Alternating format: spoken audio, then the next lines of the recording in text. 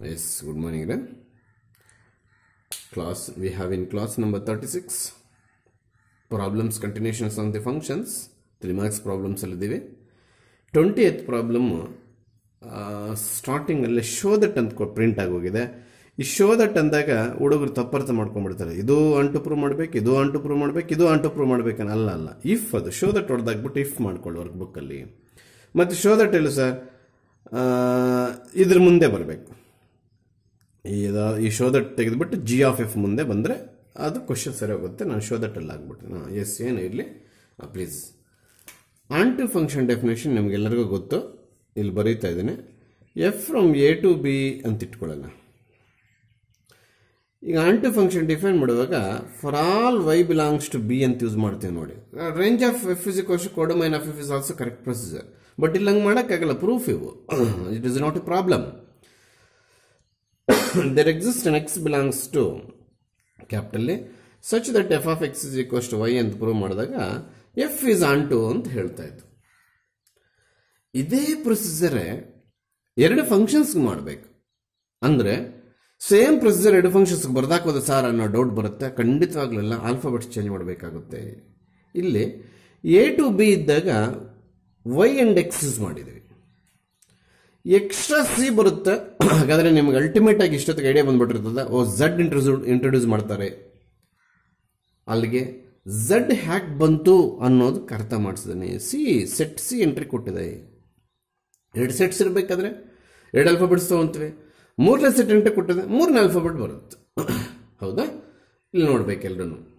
ಇಲ್ಲಿ G of F from A to C is also onto ಅಂತ ಕೇಳಿರೋದ್ರಿಂದ last ಸ್ಟೆಪ್ಪಲ್ಲಿ ಜಿ ಆಪರೇಟ್ ಆಗೋದ್ರಿಂದ ಫಸ್ಟ್ ನಾವು ಝಡ್ ಇಂಟ್ರೊಡ್ಯೂಸ್ ಮಾಡಿಬಿಟ್ಟು ಜಿ ಈಸ್ ಆಂಟು ಪ್ರೊಸೀಜರ್ ಬರ್ಕೋಬೇಕಾಗುತ್ತೆ ನಾವು.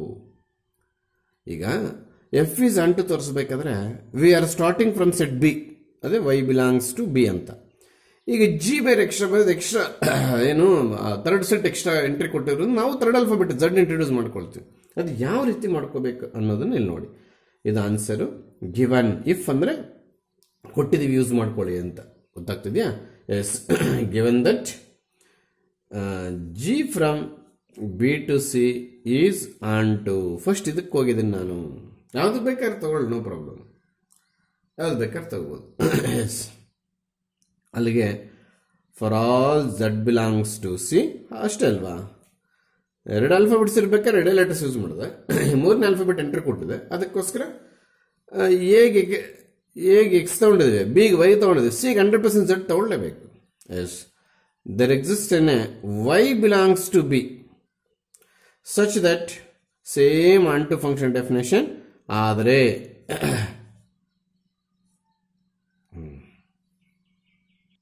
ಸೇಮ್ ಆಂಟು ಫಂಕ್ಷನ್ ಡೆಫಿನೇಷನ್ ಆದರೆ ವೈ ಎಕ್ಸ್ ತಗೊಂಡು F of X is Y prove ಮಾಡೋ ಬದಲು ವೈ ಎಕ್ಸ್ ತಗೊಂಡು ಝಡ್ ವೈ ತಗೊಂಡು F of Y is equal to Z ಅಂತ ಪ್ರೂವ್ ಮಾಡ್ತಾ ಇದ್ದೀನಿ. ಈ ವರ್ಕಿಂಗ್ ರೂಲ್ಗೆ ಇದಕ್ಕೆ ಏನು ವ್ಯತ್ಯಾಸ ಇಲ್ಲ, ಆಲ್ಫಾಬೆಟ್ಸ್ ಬಿಟ್ರೆ.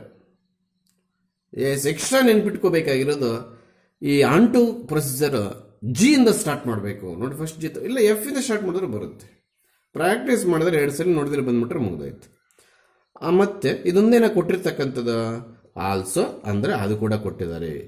A to B is onto. ಅದರ ಡೆಫಿನೇಷನ್ ಎಲ್ಲರಿಗೂ ಗೊತ್ತಿವಾಗ. For all Y belongs to B there exist an X belongs to A such that F of X is equals to Y ಅಂತ. ಹೌದಾ? ಈಗ ನಾವು ಪ್ರೂವ್ ಮಾಡಬೇಕಾಗಿರೋದು G of F of X ಅನ್ನ ನಾವು ಆಂಟು ಅಂತ ಪ್ರೂವ್ ಮಾಡ್ತಾ ಇದ್ವಿ. ಹೌದಾ? ಎಸ್, ಇಲ್ಲೇನು ಇಲ್ಲಾಂದ್ರೆ ಎಕ್ಸ್ ತಗೋಬೇಕು. G of F from A to C meaningless. It is starts with A, hence we starts with X. If it starts with G we starts with Y. ಆ ಥರ ಮಾಡ್ಕೋಬೇಕು. Yes, this circle becomes bracket ಅಂತ ಹೇಳ್ತಾನೆ ಇದ್ದೀನಿ first ಇಂದ. That is the definition of composite mapping. ಇನ್ನು F of X ಏನ್ ಬರ್ಕೊಳಕ್ ಕೇಳಿದರೆ ನೋಡಿ, ಇಲ್ಲೇ ಇದೆ ವೈ, ಜಿ ಹಾಗೆ ಇರುತ್ತೆ. ಅವಾಗ ಬ್ರಾಕೆಟ್ ಮಾತ್ರ ಕಾಪಿ ಆಗುತ್ತೆ, ಇಲ್ಲೇನು ಕಾಪಿ ಆಗೋದಿಲ್ಲ. ಅಗೇನ್ ಜಿ ಆಫ್ ಏನಾಯಿತು? ಝಡ್ ಆಯಿತು. ಸೊ ಟೋಟಲ್ ಆಗಿ G of F of Z mean X is equal to Z. Therefore G of F is onto. 3 steps. 3 ನೀವು ಬೈ ಹಾರ್ಟ್ ಮಾಡಕ್ಕೆ ಹೋಗ್ತೀರಾ 3 ವರ್ಷ ಆದರೂ ಬರಲ್ಲ. 3 ಸ್ಟೆಪ್ 3 ನಿಮಿಷ ಕಳೆದು ಬಿಡ್ಬೋದು. ಆನ್ ಟು ಫಂಕ್ಷನ್ ಡೆಫಿನೇಷನ್ ಗೊತ್ತಿರಬೇಕು ಫಸ್ಟ್ ನಮಗೆ. ಇದೇ onto function definition. A function F from A to B set to onto function for all Y belongs to B, ಅಂದರೆ ಸೆಕೆಂಡ್ ಸೆಟ್ ಅಲ್ಲಿ ಎಲ್ಲ elements there exist in X belongs to A. First set ಅಲ್ಲಿ ಇರ್ತಕ್ಕಂಥ ಯಾವ್ದಾದ್ರು ಒಂದು element ಯಾವ್ದಾದ್ರು image ಆಗಿರ್ಬೇಕಂತೆ. This is image. ಇದರ definition with different alphabets. First ಜಿಗೆ ಹಾಕಿದೆ ಅದೊಂದು ನೆನ್ಪಿಟ್ಕೋಬೇಕು, ಅಥವಾ ಎಫ್ಗೆ ಹಾಕಿ ಜಿ ಅಲ್ಲಿ ಬರ್ಕೊಂಡ್ರು ನೋ ಪ್ರಾಬ್ಲಮ್. ಫಸ್ಟ್ ಜಿಗೆ ಹಾಕ ಕೇಳಿ ನಾನು ಒತ್ತಾಯ ಮಾಡಿದಾಗ ಝಡ್ ಇಂಟ್ರೊಡ್ಯೂಸ್ ಮಾಡೋಕ್ಬಿಟ್ಟು ಕರೆಕ್ಟಾಗಿ ಬರೀತಾರೆ ಅಂತ. ಅದು ನನ್ನ ಉದ್ದೇಶ, ಇನ್ನೇನಿಲ್ಲ. ನಾವು ಕರೆಕ್ಟಾಗಿ ಮಾಡ್ತೀವಿ ಸರ್, ಎಫ್ ಫಸ್ಟ್ ಬರ್ಕೊಳ್ತೇವೆ ಬರ್ಕೊಳ್ಳಿ. ಝಡ್ ಇಂಟ್ರೊಡ್ಯೂಸ್ ಆಗ್ಬಿಟ್ರೆ ಆಮೇಲೆ ಎಫ್ದು ನಿಧಾನಕ್ಕೆ ಮಾಡ್ತಾರೆ ಅಂತ ನಂಬಿಕೆ ನಿಮ್ಮ ಮೇಲೆ. ಎಸ್, ಜಿಗೆ ಫಸ್ಟ್ ಆನ್ ಟು ಪ್ರೊಸೀಜರ್ ಹಾಕಿದ್ದೀನಿ with the alphabets Z and Y. ಎಫ್ಗೆ ಆಮೇಲೆ ಆನ್ ಟು ಪ್ರೊಸೀಜರ್ ಹಾಕಿದ್ದೀನಿ with the same alphabets Y and X. ಇದರದ್ದೇನು ಡೌಟ್ ಬರಲ್ಲ. ಎಫ್ ಇಸ್ ಆನ್ ಟು ಅಂದ ತಕ್ಷಣ ಇಷ್ಟೇ ಅಲ್ವಾ ನಾವು ಬರೆದಿದ್ದು ಅಂತ ಅರ್ಥ ಆಗ್ಬಿಡುತ್ತೆ. ಈ procedure both are same but in terms of different alphabets ಇದೆ. ಆಮೇಲೆ ಯಾವ್ದನ್ನ ಆನ್ ಟು ತೋರ್ಸಕ್ಕೆ ಕೇಳಿದ್ರೆ ಅದನ್ನ ಬರ್ಕೊಳ್ಳೋದು. ಎಕ್ಸ್ ಇಂಟ್ರೊಡ್ಯೂಸ್ ಮಾಡಬೇಕಿಲ್ಲ, ಅದು ಸ್ವಲ್ಪ ಜ್ಞಾಪಿಸ್ಕೋಬೇಕು. ಅಲ್ಲಿ ಕೊಟ್ಟರಲ್ಲ ಎಕ್ಸ್ ಆರ್ ಎಕ್ಸ್ ತಗೋಬೇಕು. This composite function domain is A. A ಅಂತಂದ್ರೆ ನಾವು ಏನು ತಗೊಂಡಿದ್ವಿ, ಎ ಅಲ್ಲಿ ಏನು ತಗೊಂಡಿದ್ವಿ ನೋಡಿ, ಎಕ್ಸ್ ತಗೊಂಡಿದ್ವಿ, ಅದಕ್ಕೆ ನಾವು ಎಕ್ಸ್ ಅಂತ ಬರ್ಕೋಬೇಕು ಇಲ್ಲಿ. So this is theoretical problem ತರ ಇಲ್ಲ. ಅದಕ್ಕೆ ಕೆಲವರು ಗೋಬೆ ಮುಂಡಕ್ಕಲ್ವ ಇದು ಪ್ರಾಬ್ಲಮ್ ಅಲ್ಲ ಬಿಡಿ, ಎ ಬಿ ಸಿ ಇದೆ ಅಂತ ಜಂಪ್ ಮಾಡ್ಕೊಂಡು ಹೋಗ್ಬಿಡ್ತಾರೆ. 3 ನಿಮಿಷ ವೇಸ್ಟ್ ಮಾಡಿ ಇನ್ವಾಲ್ವ್ಮೆಂಟ್ ಆಗಿ ಕಲ್ತ್ಬಿಟ್ರೆ ಮತ್ತೆ ಯಾವಾಗೂ ಒಂದ್ಸಲ ಪ್ರಾಕ್ಟೀಸ್ ಮಾಡ್ಬೇಕಷ್ಟೇ. ಟೆಸ್ಟ್ ಅಂದಾಗ ಅದನ್ನ ನೋಡಿದ್ರೆ ಬರೋದಿಲ್ಲ, ಆ ರೀತಿ ಮಾಡ್ಕೊಂಡು ಬಂದ್ಬಿಡುತ್ತೆ. ಒಂದ್ಸಲ 3 ಮಾರ್ಕ್ಸ್ ಕೊಟ್ಬಿಡ್ತಾರೆ. ಆಗಲೇ ಮುಗಿಸಿದ್ದು ಪ್ರಾಬ್ಲಮ್ ನಂಬರ್ 20. ಇದು ತಪ್ಪು. 26 ಅದು 20 ಅಂತ ಬರ್ದಿದೆ, ಇವಾಗ 27. ಏನಿಲ್ಲ. There are given 2 functions. Question is, show that f and g are 1 1 but f plus g is not 1 1. Catch this point. There are 3 questions, 3 marks. f g 1 1 prove ಮಾಡಬೇಕಂತೆ. f plus g 1 1 ಆಗಲ್ವಂತೆ. 1 1 ಆಗಲ್ಲ ಅಂದ್ರೆ particular example ಹುಡುಕ್ಬೇಕು, ನೆನಪಿರ್ಲಿ. f and g 1 1 ಆಗುತ್ತಂದ್ರೆ ಬೇಕಾದ್ರೆ ನೀನು alphabets ಅಲ್ಲಿ ಬರ್ದಾಗ್ಬೋದು. ಅರ್ಥ ಆಗ್ತಿದ್ಯಾ? ಎಸ್, ಅಲ್ಲಿಗೆ 3 ಕ್ವಶನ್ಸ್ ನಾನು ರೋಮನ್ ನಂಬರ್ಸ್ ಅಲ್ಲಿ ಮೆನ್ಷನ್ ಮಾಡ್ತೀನಿ. ಎಲ್ಲರೂ ನೋಡಿ. ಫಸ್ಟ್ ಒನ್ ಎಫ್ ಬರೋಣ. ರೋಮನ್ ನಂಬರ್ 1 ಇಲ್ಲಿ ಇಷ್ಟೇ. 1 1 ಅಂತಂದಾಗ different elements of are having different images. 1 1ಗೆ ಸೆಟ್ 1 ಸೆಕೆಂಡ್ ಸೆಟ್ ಅಲ್ಲಿ ಎಲಿಮೆಂಟ್ಸ್ ಉಳಿದ್ರು ಪರವಾಗಿಲ್ಲ, ಫಸ್ಟ್ ಸೆಟ್ ಅಲ್ಲಿ ಉಳಿಬಾರ್ದು. ಎಸ್, ಇಲ್ಲಿ ಕಾನ್ಫಿಡೆನ್ಸ್ ಇಷ್ಟೇನೆ. 0 to π/2 ಸ್ಟ್ಯಾಂಡರ್ಡ್ ಆಂಗಲ್ ಸುಮಾರು ನಮಗೊಂದು 4-5 ಆಂಗಲ್ಸ್ ಗೊತ್ತು, ಹೌದಾ? ಅದರಲ್ಲಿ 30, 0, 45, 60, 90 ಈ ರೀತಿ ಇರುತ್ತೆ. ಲಾಸ್ಟ್ ಮಾಡಿದ 90ಗೆ ಅದರಲ್ಲಿ ಯಾವುದಾದ್ರೂ 2 ನಂಬರ್ಸ್ ತಗೊಂಡಿಲ್ಲ. ಯಾಕೆ ತಗೊಂಡಿದ್ದ ನಂಬರ್ಸು ಡಿಫ್ರೆಂಟೇ, ಬರೋ ಆನ್ಸರ್ ಡಿಫ್ರೆಂಟೇ. ಹಾಗಾದ್ರೆ ಒಂದು ಐಡಿಯಾ ಬಂತು, ಏನಂತೆ, ಇದು 1 1 ಆಗುತ್ತೆ ಅಂತ. ಅದಕ್ಕಿಂತ ಹಾರ್ಡ್ ವಿಟ್ನೆಸ್ ಅವರೇ ಶೋ ದಟ್ ಅಂದಿದ್ದಾರೆ. ನಾವೇನು ಡಿಸ್ಪ್ರೂವ್ ಮಾಡಕ್ಕೆ ಟ್ರೈ ಮಾಡಬಾರ್ದು. ಎಕ್ಸಾಮಿನ್ ಅಂದಿದ್ರೆ ಸರಿ ಹೋಗ್ತಾ ಇತ್ತು. Yes, x1, x2 belongs to 0, π/2. ಯಾಕಂದ್ರೆ ನಾವು ಡೊಮೈನ್ ತಗೋಬೇಕು ಯಾವತ್ತೂ. x1 not equals to x2, f of x1 not equals to f of x2. ಅದೇನು ಸರ್, 2 ನಾಟ್ ಈಕ್ವಲ್ ಬರೆದ್ಬಿಟ್ಟು ಸುಮ್ಮನೆ 1 1 ಹೇಳಕ್ಕೆ ಟ್ರೈ ಮಾಡ್ತಾರೆ ಹಂಗೆ? ಎಸ್, ಹಾಗೆಲ್ಲ think ಮಾಡೋರಿದ್ದಾಗ x1 is equal to 30 ತಗೊಳ್ತೀನಿ, x2 is equal to 45 ತಗೊಳ್ತೀನಿ. ಆಗ ಇವೆರಡು ನಾಟ್ ಈಕ್ವಲ್ಲ? ಹೌದು. x1 not equal to x2 ಖಂಡಿತವಾಗ್ಲು. ಆದರೆ f of x1 is equal to 1/2 ಇಲ್ಲ ಆಗ್ತಾ ಇದ್ದೀನಿ. f of x2 is equal to 1/√2 ಇವು ಕೂಡ not ಈಕ್ವಲ್ಲೇ. f of x1 f of x2 ಕೂಡ ನಾಟ್ ಈಕ್ವಲ್ಲೇ. ಅದಕ್ಕೆ ನಾಟ್ ಈಕ್ವಲ್ ಬರ್ದೆ. ಬೋತ್ ಆರ್, ಇದು ಎಕ್ಸ್ಪ್ಲನೇಷನ್ ಅಷ್ಟೇನೆ. Therefore both are not equal. ಹಾಗಾದ್ರೆ ಕನ್ಕ್ಲೂಷನ್ ಏನು? f is 1 1. ಆ ವಿಚಾರ ಮರ್ತೋಗಬಾರ್ದು. f is 1 1 ಸ್ಪಷ್ಟವಾಗಿ ಬರೀಬೇಕು. Same procedure Roman number 2. ಯಾವುದು? x1 x2 belongs to 0, π/2. ಅದೇ ಎಫ್ ಬಂದಿದ್ದೀನಿ ಇವಾಗ. x1 not equals to x2, g of x1 not equals to g of x2. Therefore g is 1 1 ಅಂತ ಬರೀಬೇಕು. ಇವೆರಡು ರೋಮನ್ ನಂಬರ್ಸ್ ಡೆಡ್ ಈಸ್. ಇಷ್ಟೇ ಆಗುತ್ತೆ ಅಂದ್ರೆ ಆಲ್ಫಾಬೆಟ್ಸ್ ಅಲ್ಲಿ ಇರಬೇಕು. ಪಕ್ಕದಲ್ಲಿ ನಂಬರ್ಸ್ ಹಾಕಿದ್ರೆ ಅವ್ರೇನು ತಪ್ಪಂತೇನು ಅರ್ಥ ಮಾಡ್ಕೊಳ್ಳಲ್ಲ. ಅದು ಕರೆಕ್ಟ್. ಅರ್ಥ ಆಯ್ತಾ? ಇದಕ್ಕೂ ಬೇಕಾದ್ರೆ ಎಕ್ಸಾಂಪಲ್ ಸೈಡಲ್ಲಿ ಬರ್ಕೋಬಹುದು. ಇದೇ ಎಕ್ಸಾಂಪಲ್ ತಗೋಬೇಕಾ ಸರ್? ಬೇಡ. ಒಂದು 0 ತಗೋ, ಒಂದು 90 ತಗೋ, ಅಥವಾ ಒಂದು 45 ತಗೋ, ಒಂದು 60 ತಗೋ, ಅಥವಾ ಒಂದು 30 ತಗೋ, ಒಂದು 60 ತಗೋ, ಅಥವಾ ಒಂದು 0 ತಗೋ, ಒಂದು 30 ತಗೋ. ಈ ರೀತಿ ಹೆಂಗ್ ಬೇಕಾದ್ರೆ ಮಾಡ್ಕೊಂಡು ನಾಟ್ ಈಕ್ವಲ್ ಬರುತ್ತೆ. So G also 1 1, F also 1 1. ಇಷ್ಟೇ ಬರೀಬೇಕು, ಇನ್ನೇನು ಬರೀಕ್ಕೆ ಹೋಗ್ಬಾರ್ದು. ಈ ಎಫ್ ಪ್ಲಸ್ ಜಿಗೆ ಬರ್ತಾ ಇದ್ದೀನಿ ನಾನು, ಅದನ್ನ ನಾಟ್ 1 1 ತೋರಿಸ್ಬೇಕಂತ ಅದಕ್ಕೆ ಪರ್ಟಿಕ್ಯುಲರ್ ಎಕ್ಸಾಂಪಲ್ ಹುಡುಕ್ಬೇಕು. ಗೊತ್ತಾಗ್ತಿದ್ಯಾ? ಯಾವುದೇ ಪ್ರಾಬ್ಲಮಲ್ಲಿ ಈ ಚಾಪ್ಟರ್ಲಿ ಎಫ್ ಆಫ್ ಜಿ ಅಂದಾಗ, ಜಿ ಆಫ್ ಎಫ್ ಅಂದಾಗ ಪಕ್ಕದಲ್ಲಿ 100% ಒಂದು ವೇರಿಯಬಲ್ ಬರೀಲೇಬೇಕು. ಆ F and G are in terms of X Y ಏನೋ ಒಂದು ಬರೀಲೇಬೇಕು. ನಾನೇನು ಬರ್ಕೊಂಡಿದ್ದೀನಿ? ಎಕ್ಸ್ ಬರ್ಕೊಂಡಿದ್ದೀನಿ. So that is equal to sine X plus cos X. ಎರಡು ಆ್ಯಡ್ ಮಾಡಿದ್ದೀನಿ, ಎಫ್ ಪ್ಲಸ್ ಜಿ. ಈಗಿದು ನಾಟ್ ಅಂಟು ಅಂತ ತೋರಿಸ್ಬೇಕಂತೆ. ಪರ್ಟಿಕ್ಯುಲರ್ ಆಗಿ x1 x2 0 ಪೈ ಬೇಡ ತಗೊಳ್ತೇನೆ. ಕೆಲವರು ಏನು ಮಾಡ್ತಾರೆ, ಬೇಡ ಸರ್ 0.30 ತಗೊಳ್ಳೋಣ. 0.30 ತಗೊಂಡಾಗ 0 ಮತ್ತು 30 ಏನಾಗುತ್ತೆ? ನಾಟ್ ಈಕ್ವಲ್ ಆಗುತ್ತೆ. ಇದರಲ್ಲಿ 0.30 ಸಪ್ರೇಟಾಗಿ ಹಾಕೋ ಆನ್ಸರ್ಸ್ ಕೂಡ ನಾಟ್ ಈಕ್ವಲ್ ಬರುತ್ತೆ. ಆಗ ತಗೊಂಡಿದ್ದು ನಾಟ್ ಈಕ್ವಲ್, ಬಂದಿದ್ದು ನಾಟ್ ಈಕ್ವಲ್ ಅಂತ ನೀನೇನು ಮಾಡಕ್ಕೆ ಕೊಡ್ತೀಯ? ಎಫ್ ಪ್ಲಸ್ ಜಿ ಇಸ್ 1 1 ಬರ್ಕೊಂಡು ಬರ್ತೀಯ, ಹೊರಟೋಯ್ತು. ಅವನೇನು ಹೇಳ್ತಾನೆ, ಆಗದೆ ಇರೋದಕ್ಕೆ ಯಾವುದೋ ಒಂದು ಪರ್ಟಿಕ್ಯುಲರ್ ಎಕ್ಸಾಂಪಲ್ ಹುಡುಕಿ ಅದು ಆಗಲ್ಲ ಅಂತ ತೋರಿಸಿದ್ರು ಕೂಡ ಅದಕ್ಕೆ ಮಾರ್ಕ್ಸ್ ಸಿಗುತ್ತೆ ಅಂತ ಹೇಳ್ತಾನೆ. ಅದಕ್ಕೆ ನಾನು ಇದೇ ಹ್ಯಾಕ್ ಹುಡುಕಿದೆ ಸರ್ ಹೇಳ್ತೀನಿ ನೋಡಿ. x1 not equals to x2 ಆದರೆ F plus G of x1 ಏನು ಬರುತ್ತೋ ನೋಡೋಣ. x1 ಅಂದ್ರೆ ಎಷ್ಟು?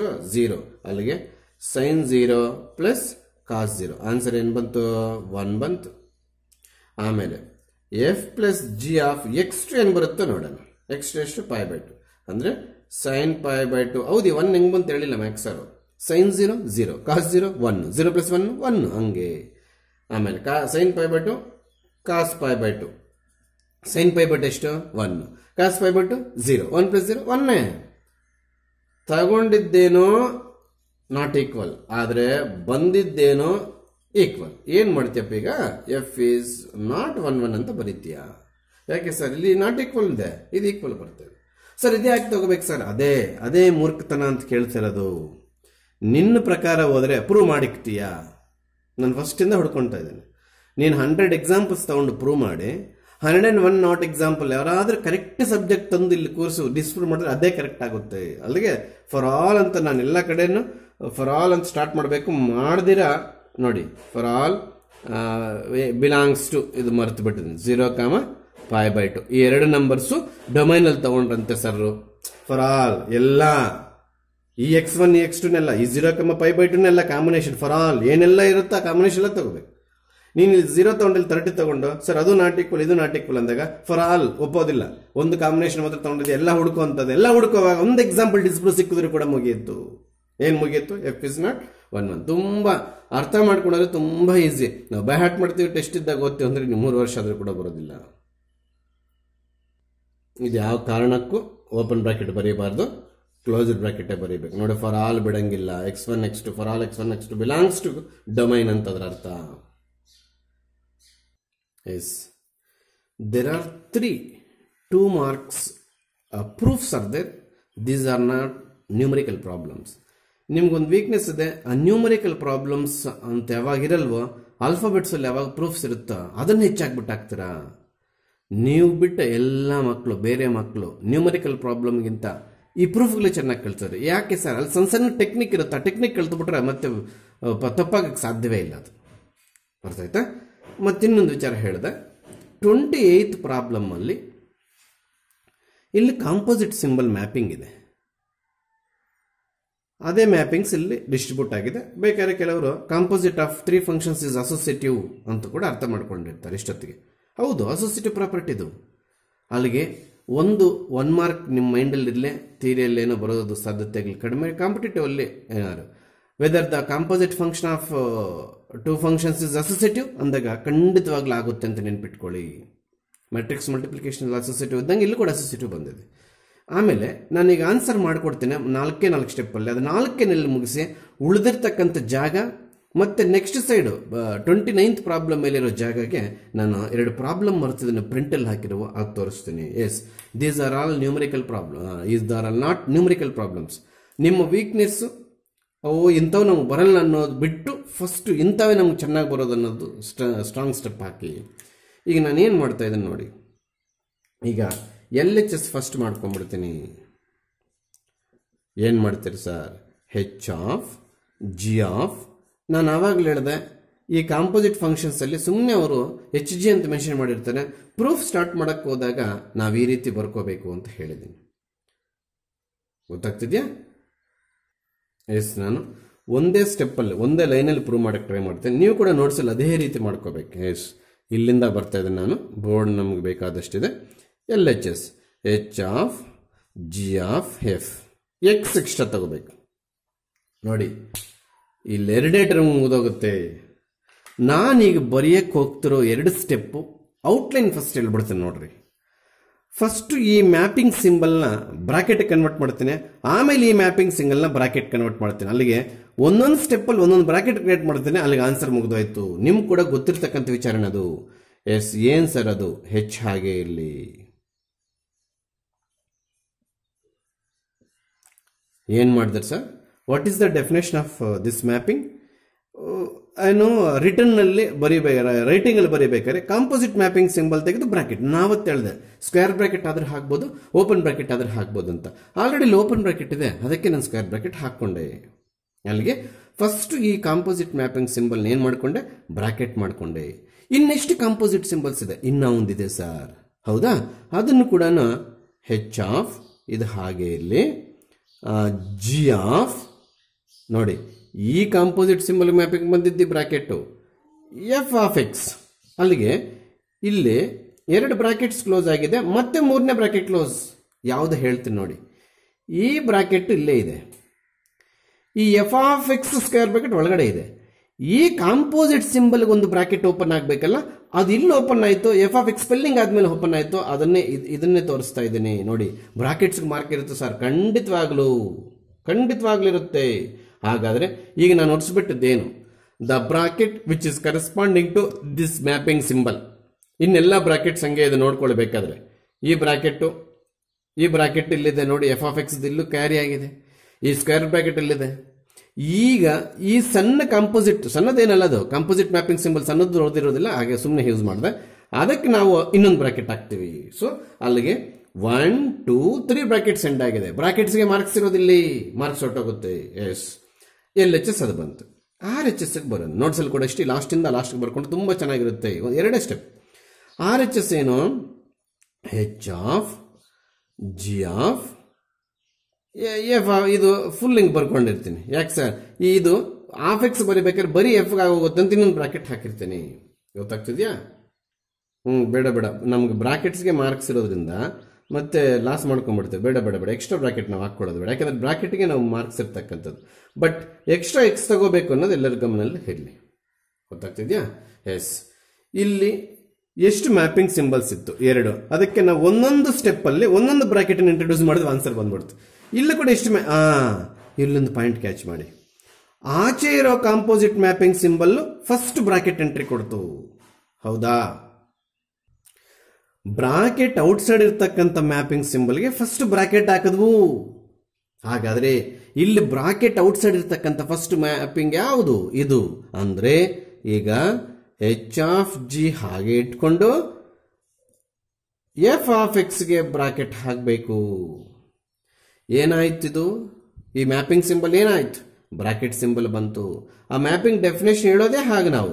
That is equal to G of F of X ಅಂತಂದ್ರೆ ಇದು F of G of X ಆಗುತ್ತೆ. ಅಂದ್ರೆ ಈ ಮ್ಯಾಪಿಂಗ್ ಸಿಂಬಲ್ ಬ್ರಾಕೆಟ್ ಆಗೋದು. That is the definition. ಹೆಂಗ್ ಸರ್ ಮ್ಯಾಪಿಂಗ್ ಸಿಂಬಲ್ ತೆಗೆದು ಡೆಫಿನೇಷನ್ ಬ್ರಾಕೆಟ್ ಹಾಕ್ತೀರಿ ಅಂತ ಇವತ್ತು ಹೊಸದಾಗಿ ಕೇಳುವಂತ ಕ್ವಶನ್ ಅಲ್ವೇ ಅಲ್ಲ. ಅದು ಡೆಫಿನೇಷನ್ ಬಂದಿರ್ತಕ್ಕಂಥದ್ದು. ಅದು ಎಸ್, ಹತ್ತಿರಕ್ಕೆ ಬಂದಿದ್ವಿ. ಫಸ್ಟ್ ಯಾವುದಕ್ಕೆ ಬ್ರಾಕೆಟ್ ಬರ್ಕೋಬೇಕು? The composite mapping which is outside the bracket is carries first bracket. ಅಂದ್ರೆ ಈ ಬ್ರಾಕೆಟ್ ಕಂಪೇರ್ ಮಾಡಿದ್ರೆ ಔಟ್ಸೈಡ್ ಇದೆ, ಅದಕ್ಕೆ ಫಸ್ಟ್ ಅದಕ್ಕೆ ಬ್ರಾಕೆಟ್ ಕ್ಯಾರಿ ಮಾಡಿದೆ. ಈ ಬ್ರಾಕೆಟ್ ಕಂಪೇರ್ ಮಾಡಿದ್ರೆ ಈ ಮ್ಯಾಪಿಂಗ್ ಸಿಂಬಲ್ ಔಟ್ಸೈಡ್ ಇದೆ, ಆ ಔಟ್ಸೈಡ್ ಇರೋದಕ್ಕೆ ಫಸ್ಟ್ ನಾನು ಬ್ರಾಕೆಟ್ ಕ್ರಿಯೇಟ್ ಮಾಡಿದೆ. ಇನ್ನೇನು ಒಂದೇ ಸ್ಟೆಪ್ ಬಾಕಿ. ಎಲ್ಲರೂ ಇಲ್ಲಿ ನೋಡಿ. ಈಗ ಈ ಮ್ಯಾಪಿಂಗು ಬರಿಬೇಕು. ಇದರ ಬದಲು ಈಗ G of F of X ಇಲ್ಲಷ್ಟೇ 2 brackets close ಮಾಡಬೇಕು. ಸ್ವಲ್ಪ ಬೋರ್ಡ್ ದೂರ ಹೋಯ್ತು. ಇಲ್ಲಿರೋದನ್ನ ಇಲ್ಲಿ ಕಾಪಿ ಮಾಡಿ ಹೋಗ್ಲಿ. ಇಲ್ಲಿರೋದನ್ನ ಇಲ್ಲಿ ಕಾಪಿ ಮಾಡಿ ಕಾಣಿಸ್ತಿಲ್ಲ ಅಂದ್ರೆ ಮತ್ತೆ ಹೊರ್ಸಕ್ಕಾಗಲ್ಲ, ಟೈಮ್ ಆಗ್ಬಿಡುತ್ತೆ. ಗೊತ್ತಾಗ್ತಿದ್ಯಾ? ಅಲ್ಲಿಗೆ ನೋಡಿ, ಎಷ್ಟೊತ್ತು ಬಿಡು ಹೋಗ್ಲಿ ಹೊರ್ಸನ. ಎಸ್, ಇಲ್ಲಿ OF ಸ್ಪೆಲ್ಲಿಂಗ್ ಆಫ್ ಅಲ್ಲ, ಇದು composite mapping of F of X. ಆಗದೇನಾಯ್ತು? F of X ಆಯ್ತು. ಅಲ್ಲಿಗೆ ಔಟ್ಸೈಡ್ ಇರ್ತಕ್ಕಂಥ ಮ್ಯಾಪಿಂಗ್ ಹೊರಟೋಯ್ತು.